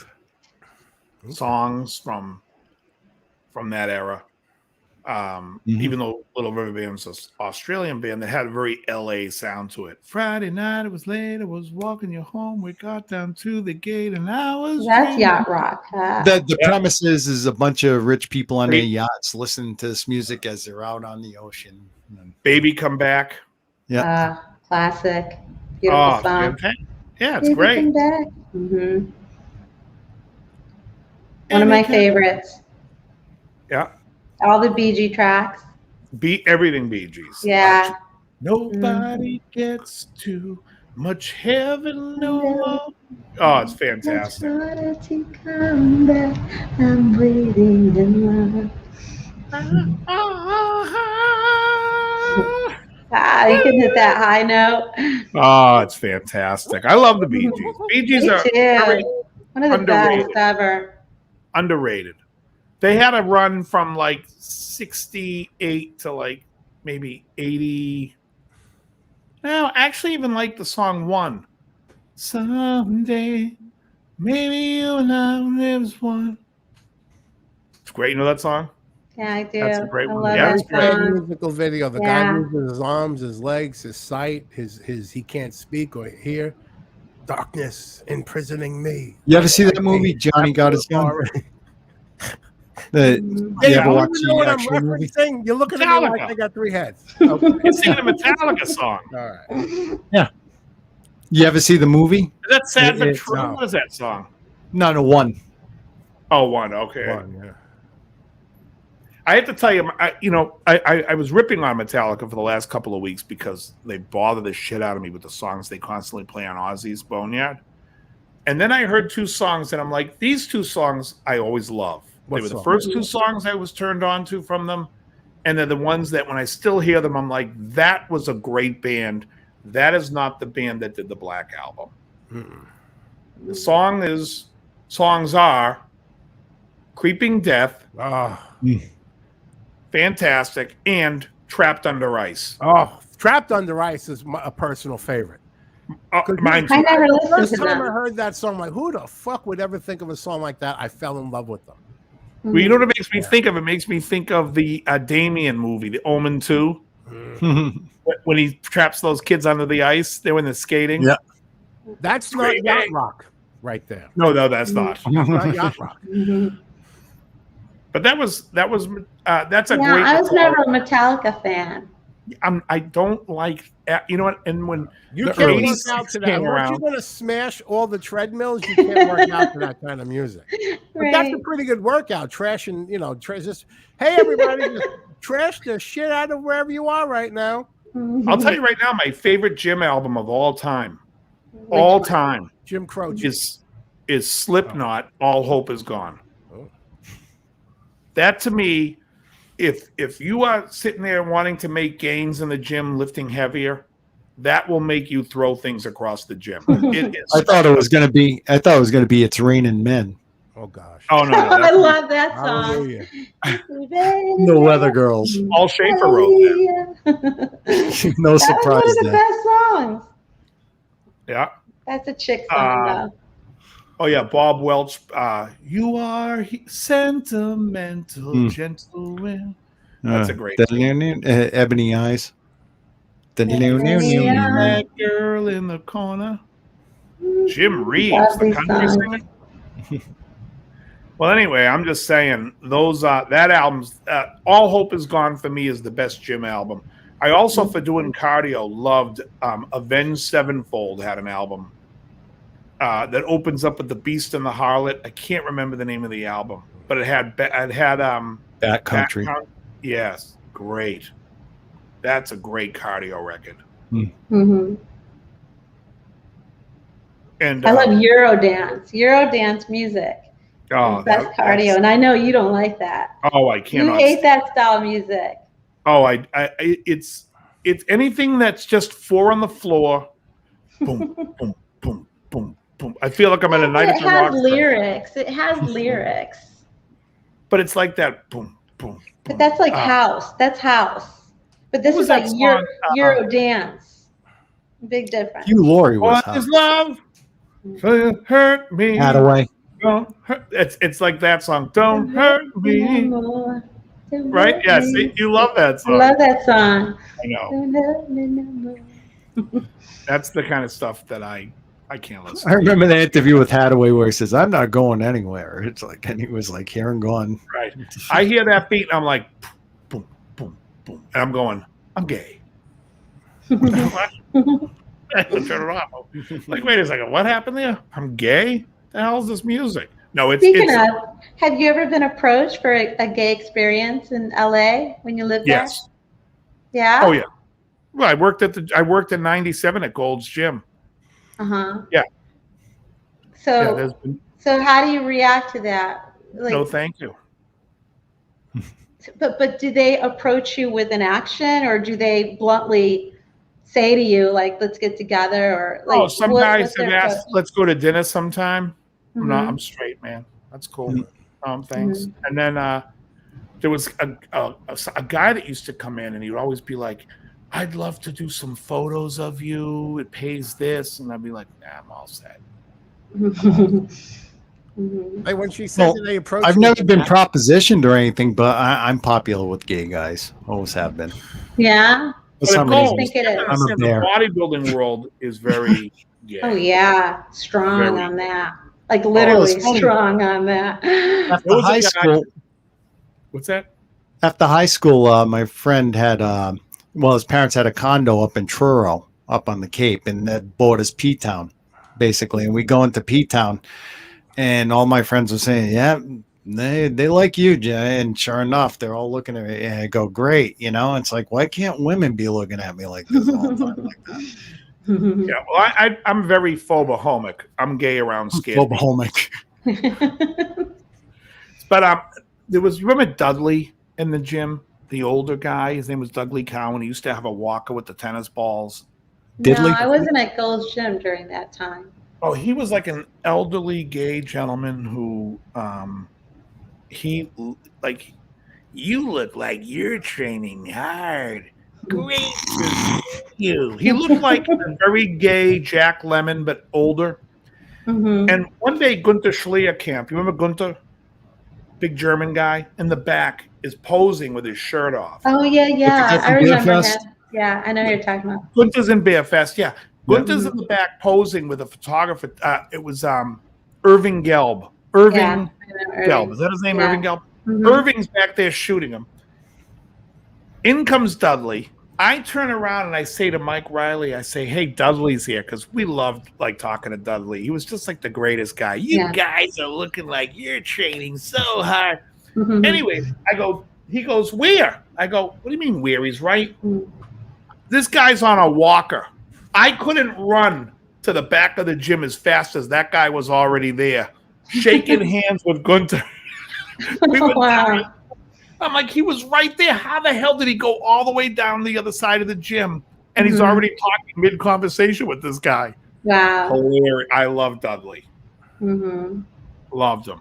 So funny. In fact, to this day, I posted a picture on Arm Day, and my buddy posts, "You look like you're training hard," totally pulling the Dudley quotes out. Who made an appearance? The cat made an appearance. Oh, that's a small cat. name. Let me see that cat. Yeah. Well, I'm not going to pick her up again. She doesn't like I've cats. got mine sitting right next to me, literally. Oh, He's in a chair. He's are such they a both good girls? boy. Oh no, she's got a boy, you got a girl. No, Yeah, I I've got got a one. What's the boy. cat's name? Yeah. Yeah, Cody. Crowbot's girl. Cody. No, Crowboss cat. What's yours? Cowie. Cowie and Cody. Yeah. Her real Very name was cute. Kawasaki, but it's like we just call her Cowie. Oh, Well, that's cute. The funny thing is that we actually inherited this one, and I had another cat, and named it Teriyaki because we weren't going to get it. But I said, well, hey, I get to name it if we're going to have it. So I said, we're going to name it Teriyaki because it's got to know what it's going to be if it misbehaves. Right. We're going to make that's, it into teriyaki. oh my God, that's horrible. Get that? Oh, That's yeah, I say terrible. bad things, but I love animals. Oh, But good. I'm glad you anyway, said that. so she actually, my ex-girlfriend actually was able to turn from teriyaki into yaki, then we called it yaka poop because she liked looking at the toilet as it went around when you flushed it. Then it became poop. Then it became poo. So we just called her poo. Very cute. Poo and Cowie. Hi, everybody. Mr. Hanky. How old is your cat? Oh, yeah. How old is he? Oh, Cowie is, she's 11. Yeah, mine is too. Yeah. Cody's 11. Yeah, Wow. just Yeah, turned. 2010. Same here. Thank Mine you was a for- gift. It was a Christmas gift. Yeah, well, ours was a gift too that just kind of showed up on our door. Aw. Someone that in the keeps- family just said, "Oh, here's a cat we don't want anymore. Here you go." You want to clean that litter box? It's the gift that keeps giving. Oh yeah. Yeah. Well, that's where they get raisinets from. This is actually my second cat that I got as a gift for Christmas from an ex-boyfriend. Somehow they want to give me cats for Christmas. They're going to make you a cat lady. Because it's cheap. They see the thing outside before they come in. They grab it. Oh, look what I got you. Does it have the shots? Not yet, but that's okay. Well, my first one passed away after 4 years. If you're just joining us on the DL show, tonight's topic of conversation is pussy talk. Oh my God! Sorry, I had to go there. I'm an Italian from New York. It's a prerequisite. Now, the thing with this cat is she dips her nose into the litter box, right? And every time she ends up with litter on her nose. I don't know if you can see that. See that? Oh wow! And so it's like That's it's so like cute. a Hitler mustache. I call it Adolf Hitler. Aww. Yeah, she's an awesome cat, and Yeah. doesn't like being picked up. But as soon as I lay down, go to sleep, when I wake up, she's on top of me, all sprawled up. Yeah, it's weird. Cody doesn't like being picked up either at all. He hates it. But he'll cuddle around you. He likes that. I just lost one last year that was 17 years old, had hyperthyroidism, and she loved being picked up. That was definitely my cat. It's like, and she was all over me all the time, and that was tough. That was around Christmas time last year. Oh, that's hard. And yeah, I always lose animals around the holidays, and that blows. But I lost my other cat on Valentine's Day. Oh wow! Valentine's Day, yeah. When I first came out to LA, and I left my cat in Buffalo because I had moved out here, and my ex cat, my little kitty, and unfortunately, I was planning on bringing her out here like a few months later, and yeah, I couldn't believe it. She died after 4 years old. On Valentine's Day, yeah. You know who else died on Valentine's Day? I think it was Michael V. Gazzo. Somebody didn't he die on Valentine's Day? Frankie Pantangeli I have no idea. from The Godfather. From The Godfather. Yeah. He also played the homeless man Angie on Welcome Back, Kotter. Oh, he did. Yeah, Michael V. Gazzo. Yeah. I've got the box set. I think he died on Valentine's Day. That's Take a sad. look. That's just what my memory serves me. My memory serves me far too well. So I thought that story was going to go somewhere else. It's Valentine's Day. It's Valentine's Day, and here's the cat my ex gave me. Right. It blew up. Oh, The cat died. Oh, shut. If you can survive, we're renaming you Dodge. Is that a duck? Dave, I'm removing myself for a minute to get a cup of coffee before I drop dead. All righty. Being sick sucks, especially when you're my size. Fucking Hulk size bullshit. That made good Dunkin' Donuts commercial. Remove myself for a cup of dunk before I drop dead. That's sad, Terry. He lost his dog on Thanksgiving 2015. Yeah, it was great having you here, Santana. Thank you. Oh yeah, Thanks it's for been a great having me. conversation. A lot of fun. talking to you. It's been a lot of fun. It really has. Yeah, it's absolutely. A good. We covered so many topics. Oh yeah, A lot of different discussions on pretty much everything. Yeah. Now I'm pretty much an amateur at this, and it's like this conversation was just so easy, and it's like much appreciated.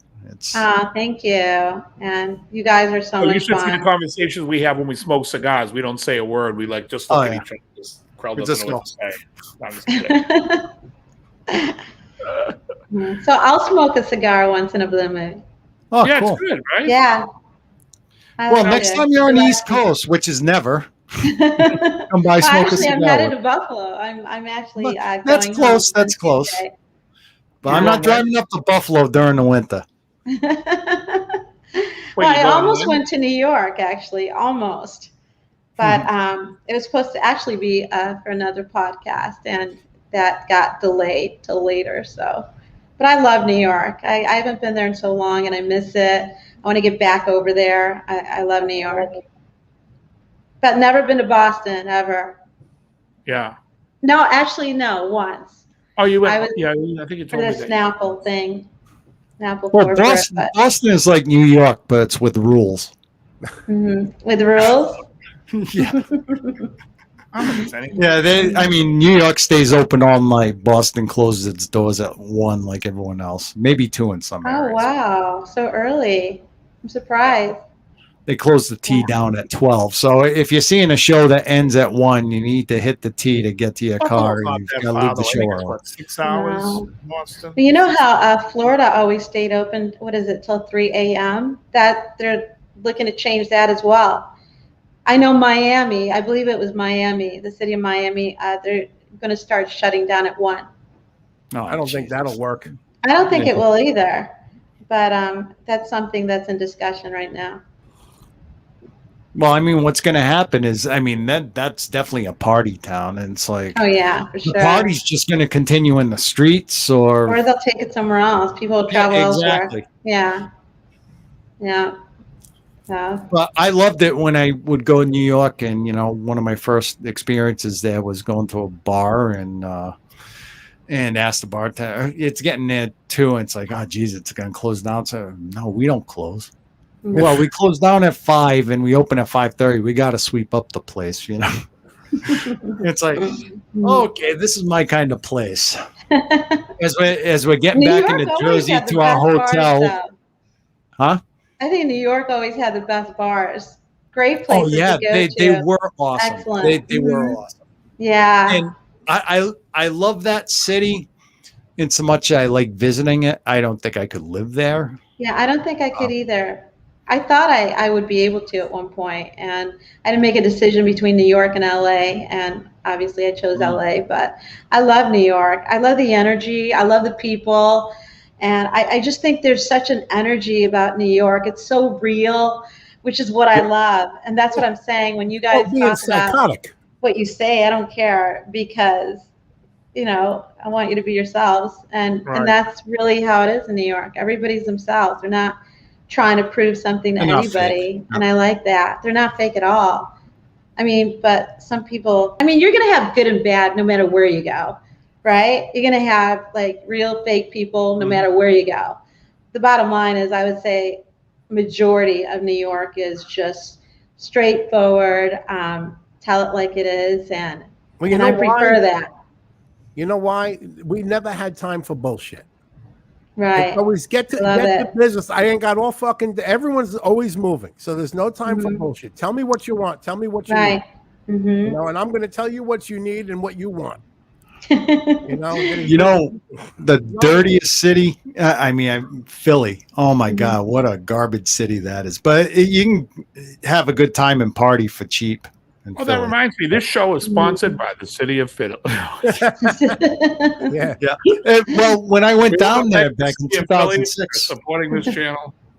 they were having a block party. And Uh-huh. so that was cool. It was just a drunken weekend. It was my first time in Philly, last time too. Uh-huh. And we're driving by these landmarks and stuff, the Liberty Bell, and as we're going, as they're going to the next bar, it's like, hey, well, there's the Liberty Bell. It's like, no, we gotta get to the next bar. It's like, so it's just a drunken. I've never awesome. been to Philly ever.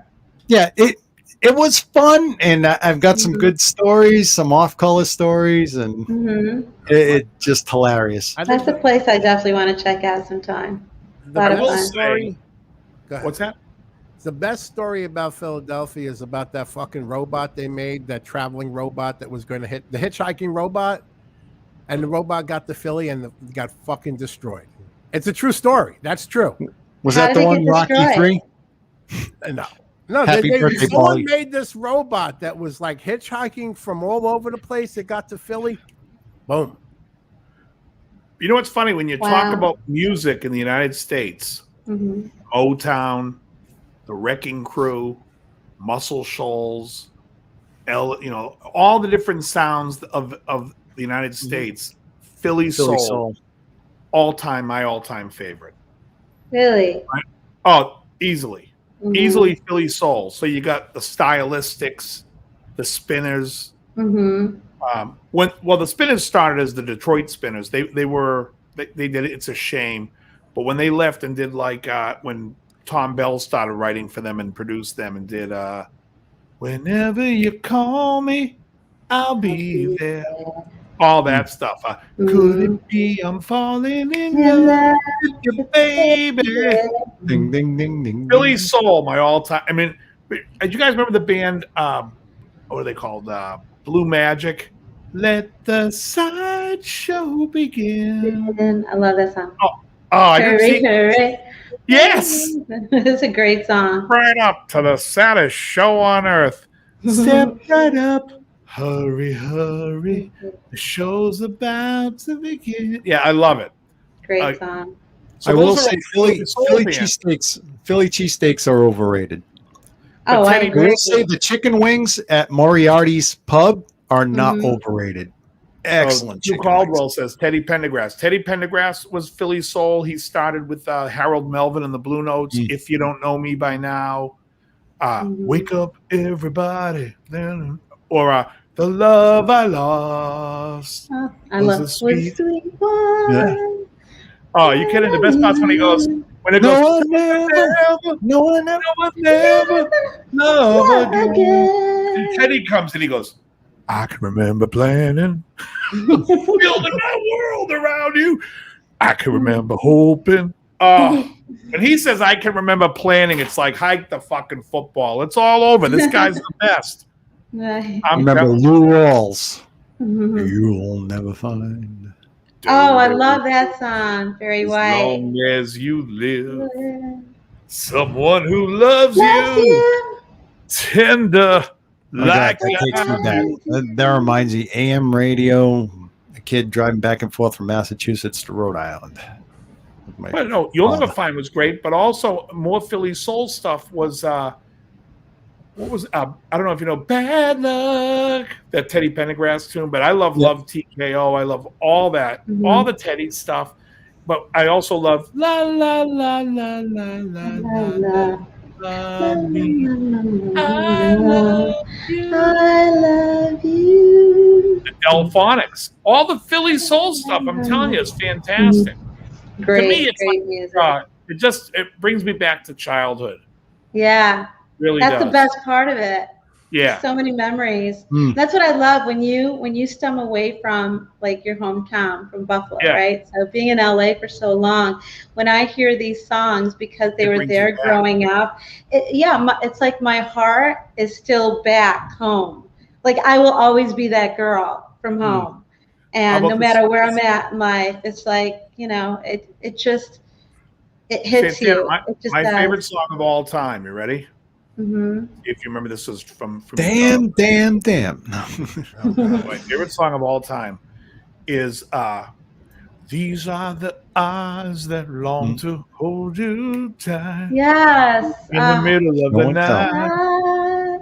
When this is the soul of which you've taken control. You know that one, right? You know it's his favorite song because when he has a guitar in his hand and he plays it, he shrugs his shoulders over and he's got a big grin on his face while he's doing it. Oh, wow. Show and tell. Just a game I play when I want to say. I love that song. It's fantastic. Song. Yeah. Joe looks like he's ready to break out in song right now. Come on, sing it, Joe. Do you like these songs, Joe? I don't think Joe knows these songs. No, I know them. I know them. I'm more of a metalhead, and I'm more blues, rock, and metal than soul. Yeah, but I can appreciate that stuff. Well, I like everything. Like Santana said. Yeah, we're across the board. We like everything. The only two genres are good music and bad music. Yeah. Right. Like if you said to me, Judas, what's your favorite Judas Priest record, Joe? Me? Yeah. It's my favorite? Jeez. Probably Screaming for Vengeance. All right, very good. Here we go. That's my favorite. I think I like a lot of the songs on the Healthy and Electric Eye. But I can go. But Screaming for Vengeance was out when I got into them, so that was like mine. Right. Yeah, British Steel. Then I went back and got the other stuff. Yeah. But see, I listen to metal. I listen to all that stuff. But the thing is, when you go back to the songs you heard when you were a kid, it also makes you think of your folks when they were younger. Right. Yeah. It You know what I does. mean? And it makes you Yeah. feel like the feelings that you had back when time was, Mhm. you didn't have a worry, and it was just like Right. you're running through the sprinkler listening to "Rock the Boat, Don't Rock the Boat, Yeah. Baby." I know about you. Me and my parents essentially like the same music. Mm-hmm. You know, and then when we Love got into it. the 80s, my mother was in her 40s and she liked, some metal. She liked the Scorpions and Oh, the Scorpions were When I great. started Yeah. hearing, when I was a kid, we really didn't hear a lot of hard rock, but I do remember one time hearing "Let It Ride" by Mhm. Bachman BTO. Turner Overdrive. How does that go? And Fred Turner's voice when he comes in, he's like, "You can see the morning, but I can see the light. Shine, ride, let it ride. Oh, I I was know like, that this song. is- Yeah. I was like, this is heavy. I was digging it. That's when I knew I was going to be like into the heavier stuff, because then Mhm. it was like that was like a precursor to Dio Mhm. for me, listening to Dio.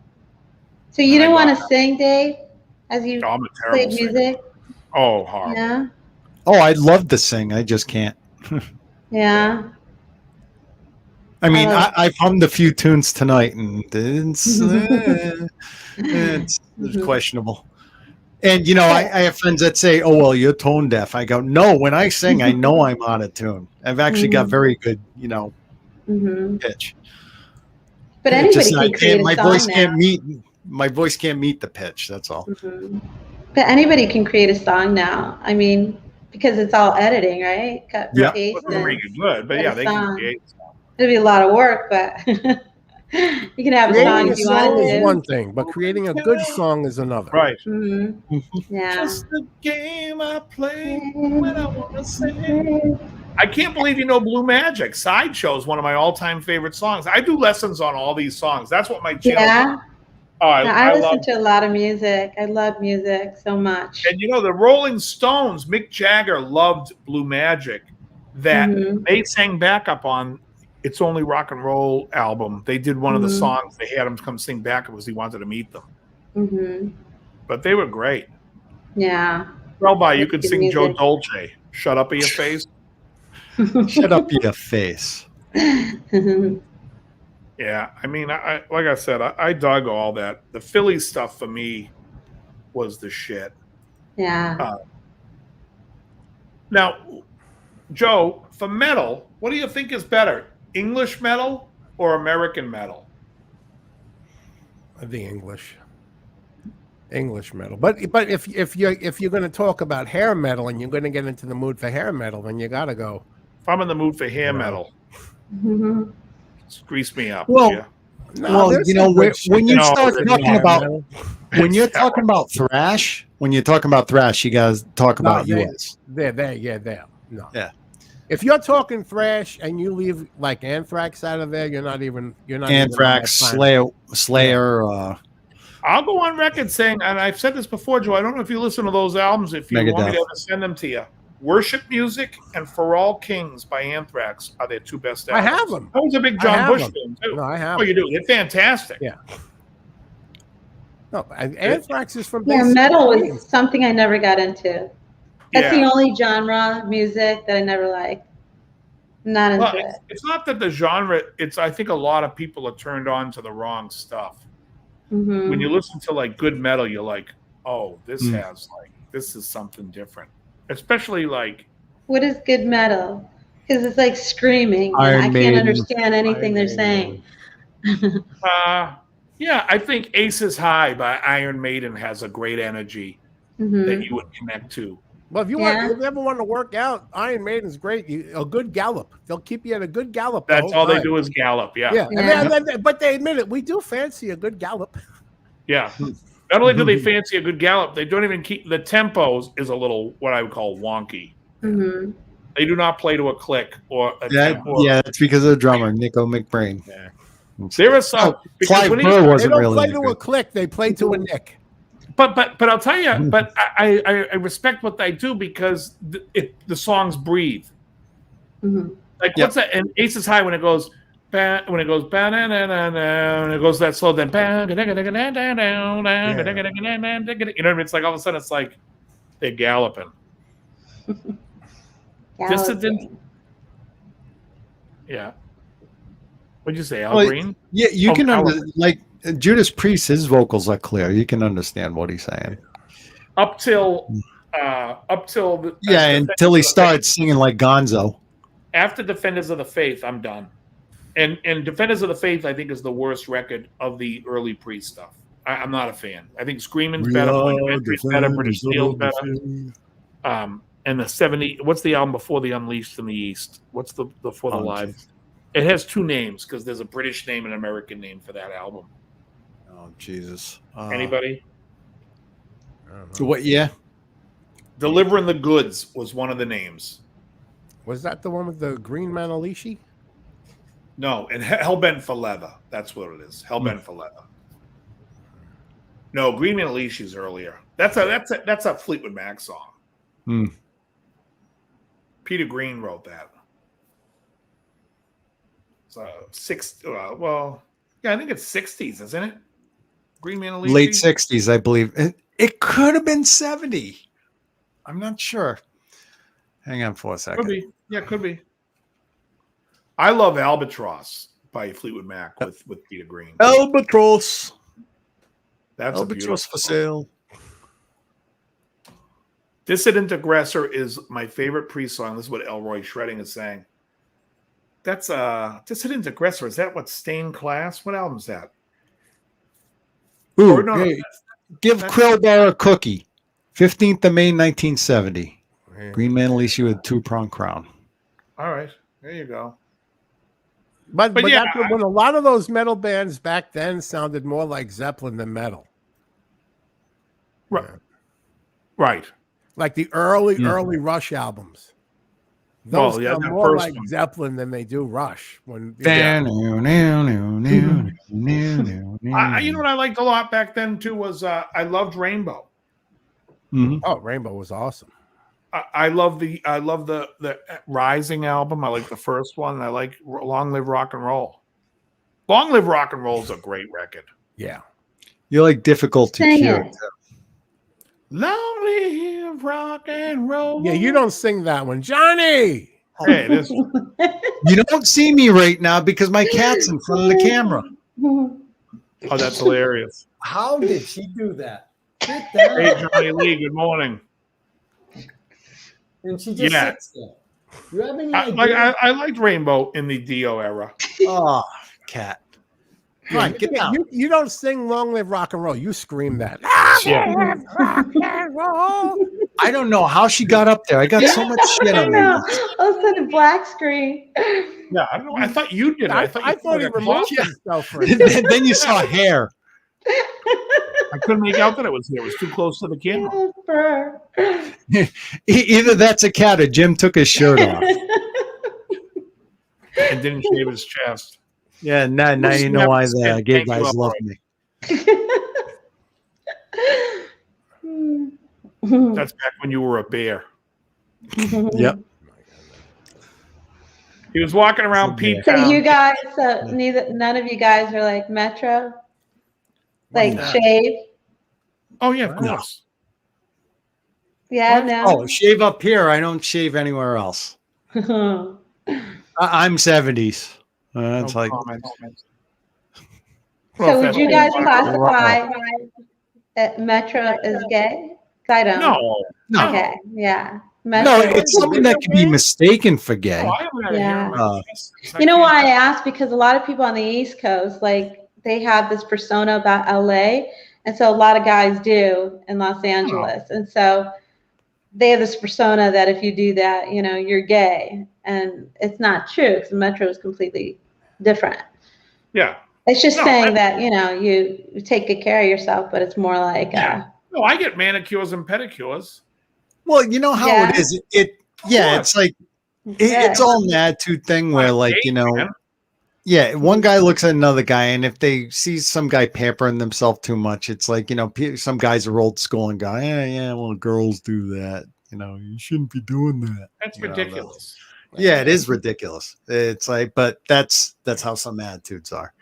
Mm-hmm. Maybe I could care less take it. I mean, like I'm halfway there. I like keep myself clean. You know, that's a I start. hope so. Shave what Yeah, you it's wanna like, you know, shave. I wash once a year, you know, it's like Shave take what a you horse dig. bath every now and then. Shave what you want to shave. That ain't gonna make you gay. If you're trying to shove it in my mouth afterwards, then we got a different story. Right. We may have a problem. Oh my It's true. Shave what you dig. That's what I always say. God. On Cheadle and I know. Shave what you dig. Funny. Oh, not I Don know, Cheadle. Juan Are you Luzman. homosexual? No, but my lover is. If you start making them noises like a seal choking on a fish, Well- there's a problem. Earlier, Hugh said, when I look in the mirror, I see Rick Springfield, and I told him, what, behind you? Don't make me laugh. Did you say Jesse's girl 3 times? Oh my That's God. Ali Driver's on Straight Between the Eyes, Elroy. Great song. Great song. Yeah, no, I don't think. I mean, I think the whole homophobic stuff is just Okay. more. Oh, yeah. And getting back I to don't think it's like Oh. so much as gay as far as it's people are like what Krellbach said. Oh, that guy's taking much care of himself. I find a lot of people will say to me, "Oh, don't get too lean." Oh, really? You don't want me to look too good? Is that what it is? Like, what do you mean? Don't get too? Oh, don't do that. Oh, they always have something to say where it's like, nah, I don't want you to get too, because to me, I think it's more about themselves than me. Mm-hmm. Absolutely. You know what I mean? Yeah. It's like, I'll tell you what, you throw down 5 more pizzas today. And I'm gonna go pick on the treadmill. But maybe it's opposite though, Dave. Maybe they're thinking, if he gets any more leaner, I'm going to have to cut into that steak, and I don't think I'd ever want to drive down that road. Maybe that's why they don't want you to get lean. They're afraid they're going to get attracted to you. Right. Right? You know how I Metro is that I love lavender. I run around My aftershave is lavender, and I use lavender body wash, and I just love the smell of lavender.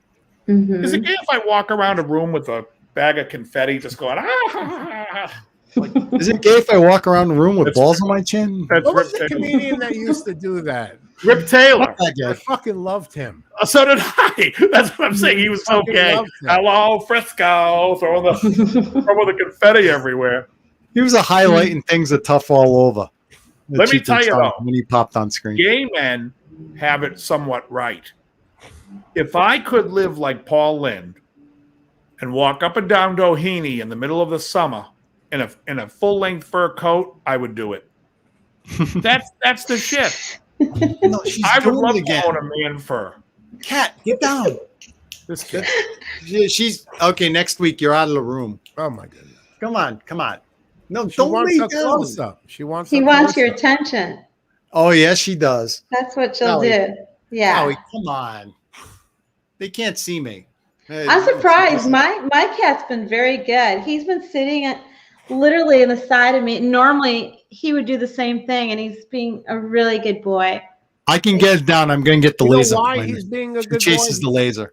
Why? He's being a good boy because he knows you killed that other one on Valentine's Day. That's right. Oh, no. Don't even go there. He was about to get up, and then he's like, No, "Yeah, the other one died on no. Valentine's." No, Like, my what? cat was in New York, in upstate New York. It wasn't even with me. That's probably why it died. 'Cause I'd broken up with my ex. Like I cut an engagement, like literally, and moved out here. Oh yeah, you There we can't. go. I was gonna say there goes the camera. I love the Charlie Brown Christmas tree. Well, Isn't the that laser great? pointer always gets Oh, he it down. couldn't She hear me. I chases said, the laser. Krellbach, I Too love bad the you couldn't Charlie see Brown. that. I love the Charlie Brown Christmas tree. Is Linus's blanket light up? No, it doesn't. But But it's glowing. Yeah, it looks. it's very fluorescent. Oh, damn. I thought it lit Yeah, up. I there was you like, that's the best part of it. Have you ever watched the Charlie Brown Kwanzaa? That's on not YouTube. okay. Please tell me that's not a real thing. Well, what it is it's the Charlie Brown Christmas that's been dubbed, In and it's Africa. on YouTube. It's on YouTube. It's called like the most offensive video. Is the name of the company that does it. They do every Charlie Brown one. There's a twist on every. The Charlie Brown Kwanzaa. I gotta watch that. Wow. When he goes to Lucy, who's the psychiatrist, and she's like, take that that glass dick out of your ass and smoke some more crack out of it. It's just pure delight. It's a delight. There's a great one for the Thanksgiving one when he's like, and Charlie Brown's like, damn, all I'm trying to do is watch some Red Fox. And then you hear Red Fox stand up coming from his TV. What's the difference between a pickpocket and a peeping Tom? A pickpocket snatches watches. She ain't getting it. She ain't getting it. She ain't getting it. My cat Felix in the next video is in production. Hilarious, Elroy.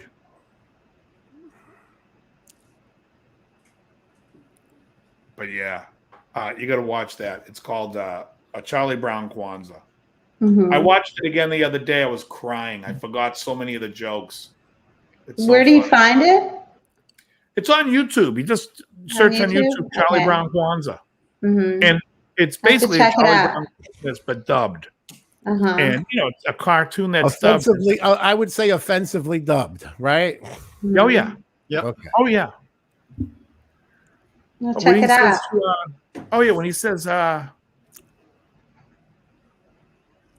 because Charlie Brown's like a pimp in it, and he says to one of the girls, "Where's my money?" She's like, "Business is slow, Charlie Brown." He goes, "It ain't gonna get any quicker with my foot up your ass." Sounds hilarious. It's a delight. Yeah. Fun for the whole family. Bring the kids. It really celebrates the holiday spirit. It's fantastic. The beginning when he's singing along to that is so cool. I have to say is you'll love it. It's absolutely hilarious. And once you watch one, you're like, all right, I can't watch another one of these. Let me just try one more. And then you get to the one, and every one is funnier than the next. Slippery slope. Yeah. You slide right down that slippery slope. Yeah. And then you're into the Halloween episode. Because to me, Charlie Brown was the most the most depressing cartoon of all time. Oh yeah, Charlie. First of all, you're hearing that like sad jazz music from Vince Guaraldi, the piano playing music, and they're all talking. Oh, what'd you get for Halloween? I got a rock. This poor man. Throw it through their window. You got a rock. It's always it's sad and depressing. Everything Charlie Brown does. Life's beating him to death. Oh yeah, and he can't win, the poor guy. Yeah, he can't even kick a football without ending up on his ass. Right. But this makes it just a joyous show. A joyous show for sure. Well, that makes him a Detroit Lion. Kick a football without ending up on his ass. All right. That's the last joke of the night. No, I'm kidding. Yeah. All right. Anyways, listen, guys. Like what's that? Rudolph. I like the Rudolph cartoons. Santa Claus is coming town. Year Without a Santa Claus was always my favorite because of Heat Miser and Snowman. Oh yeah. Oh yeah. Yeah. I love those guys. Yeah. Then Meister Burger. Oh yeah. That's another one. That's a good one. No, that's another one. No, that's Santa Claus is coming to town, isn't it? Burgermeister Burger. Burgermeister One foot in front of the other. Yeah. And soon you'll be walking. Yeah. So what's funny is there's a karaoke tonight about maybe 3 miles up the street from me. I love karaoke. And we call it the Island of Misfit Toys because you have to see the cast of characters that go to this. I can only imagine. It's unbelievable. Missing an eye. King Moon Racer is the best. It is like literally if Howard Stern needs people for the Whack Pack, you can go shopping there. You know what? That would be refreshing out here in LA.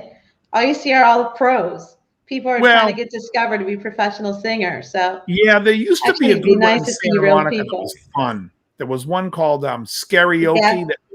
That was a great one in Santa Monica at Oh, the old King's Head. okay. You know, on Second there, right at Second in Santa Monica. Is it Arizona or Santa Monica? That is Santa Monica, I think. I never saw that. I No, never went to that Arizona. one. No, Santa Monica. Why am I blanking on what road that was on? Mhm. Either way, it's right. I think it's Santa Monica. Yeah. And yeah, the King's Head. And Mhm. King's Hat. the guy who ran it did unbelievable impersonations of singers that he was doing. So he used to do Neil Diamond, and he would do When It Began. And he sounded just like it would sound just like him. And then he would go, Wham, touching Wham. He would do the New York accent on him. It was so funny. And then he used to do Tom Jones. It was great. However, the people there, not so great. Although there was a girl there once, I saw this girl, Holly.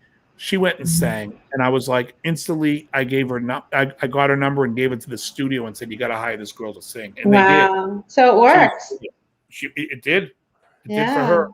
But Mhm. the rest of the people there, well, it was like down the street here, Island of Misfit Toys. Wow. I would love to see that. Yeah. There's one guy over Because there. you get tired of seeing all the professional singers because let's say you're trying to go out there and have a good time. It's Yeah, like you you're go and have not a there laugh. to try to compete with everybody. And then it makes you feel intimidated to even want to go up there and sing. Like you don't want to go up after a bunch of pros who are up there, you Yeah, know. just go up and imitate But the you guy wanna in a have joking fun. fashion. It's like if someone's really pro, you just copy his mannerisms and sing like shit. And you When get the upper truth hand. is found, what was that? To Oh, the Cable Guy? Give us a song. Cable Guy. What is that in the movie? Give us a song. Oh, I only saw that movie once. Charles Napier. Oh, really? Yeah. He's in there? Yeah. Yeah, he's in a lot of things. He love him. was Yeah, in Blues Brothers. Yeah. Yeah, no fucking teeth. Plays a judge in what, Philadelphia? Yeah, he One of was the the judge in Philadelphia. That's One of right. them. Yeah, it's great. Great stuff. Great stuff. Funny stuff. Can we go to the Gaslight? Oh yeah, in Okay. Wilshire. Yeah. Yeah, Still, right next to Lush. I used to still play going it. on. It is? Yeah. Karaoke still. Wow. Yeah. Yeah, the Gaslight. There was wasn't there a Mexican restaurant on the other side of it? Is that still Yeah, there? it was there's multiple ones. Los Arcos? That was called the Gaslight as well. Oh, the Gas House. You didn't get that. That went right over your head. Yeah, the Gas House. What was the one that was Still all the think you way? didn't get What's that? it. Did you Who get didn't the get it? joke? Me? Yeah.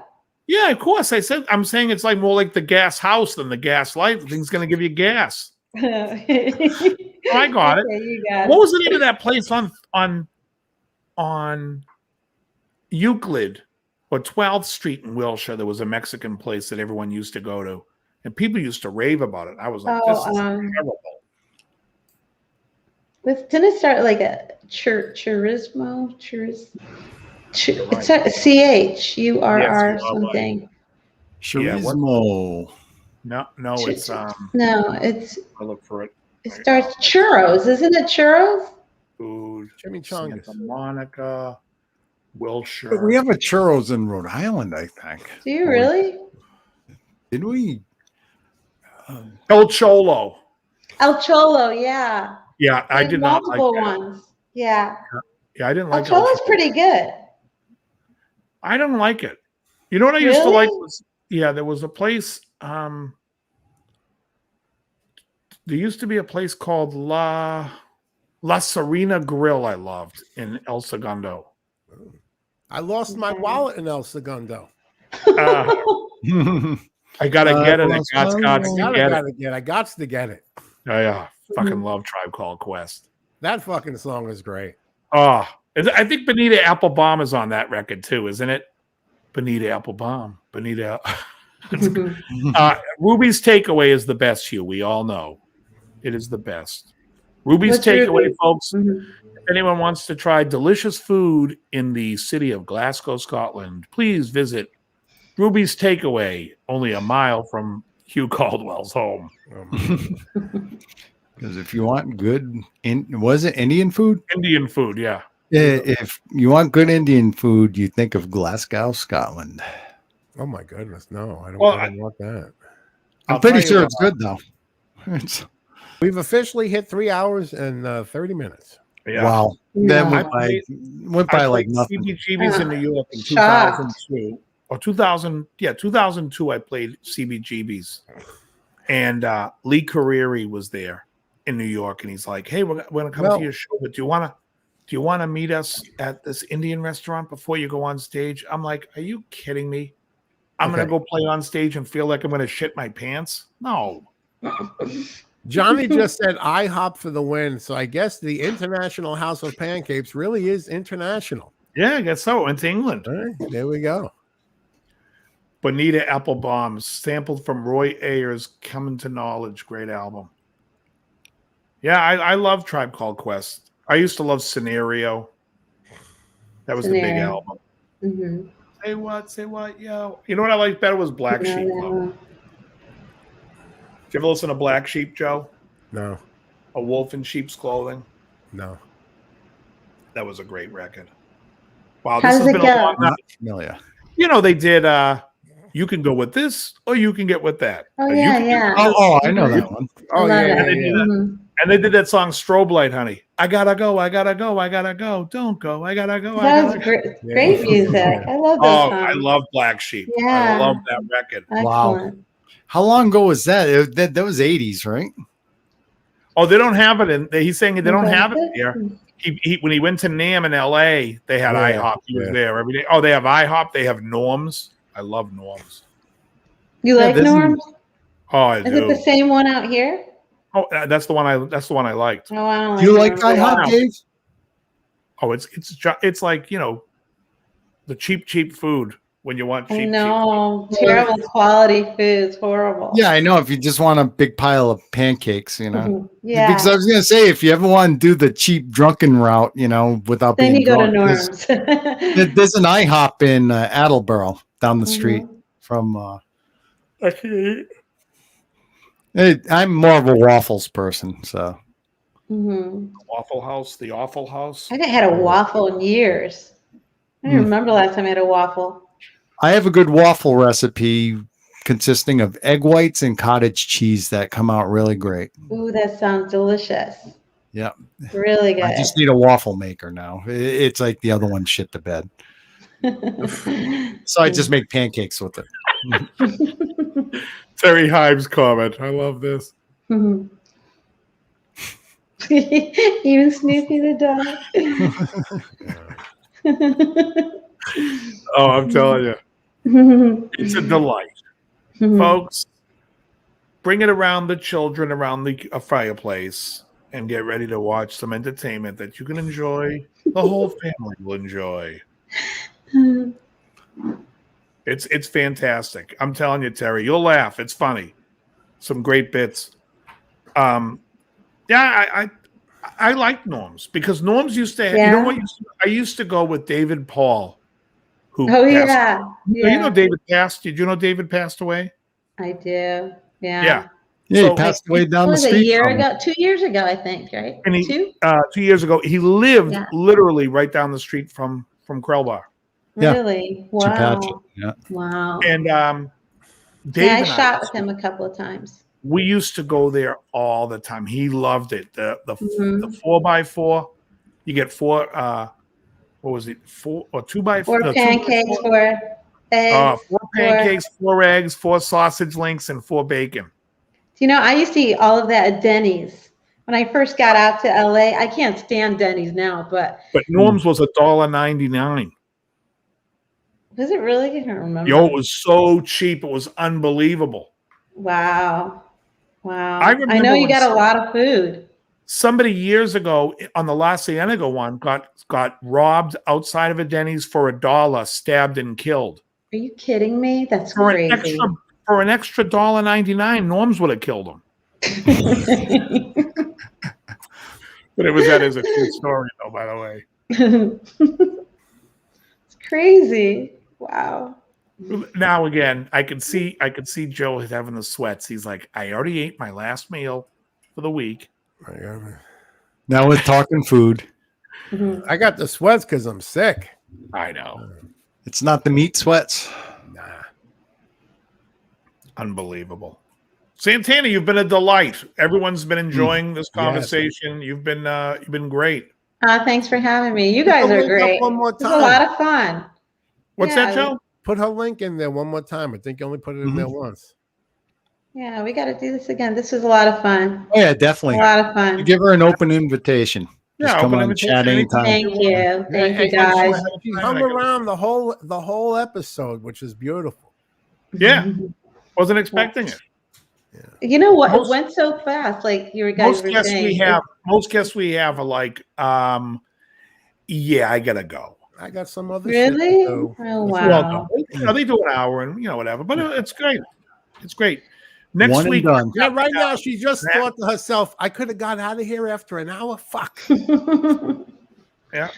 Well, what's great about it, it's like getting to know you guys, all of you, and you guys are so cool. It's a lot of fun. Well, it was a pleasure to meet you. Yeah. Pleasure to meet you Very too. much so. And thank you, Dave, for inviting me on. Oh, absolutely. Of course. This is a lot of fun. Yeah. Well, anytime, and when you get news of other stuff going on, Okay. be like, hey, I want to pop on. All you got to do is message me, even if we're already live. You go, hey, I want to pop on. I'll send you the link. You jump on anytime. Okay, cool. I'll do that. There's a lot coming up next year. Yeah. I'm already. Well, 2022, I think, is going to be a better year for everybody. Oh yeah. 2021 Sure. sucks. I know. Like I think everybody thought we'd be freed of this whole COVID thing, and Who's playing we're not that? even close to it. I am. Oh, you are? This is your send-off song, Wonder Woman. Where the Look, it's not sending her off. We're all going off. Send off. We're done. 3.5 hours.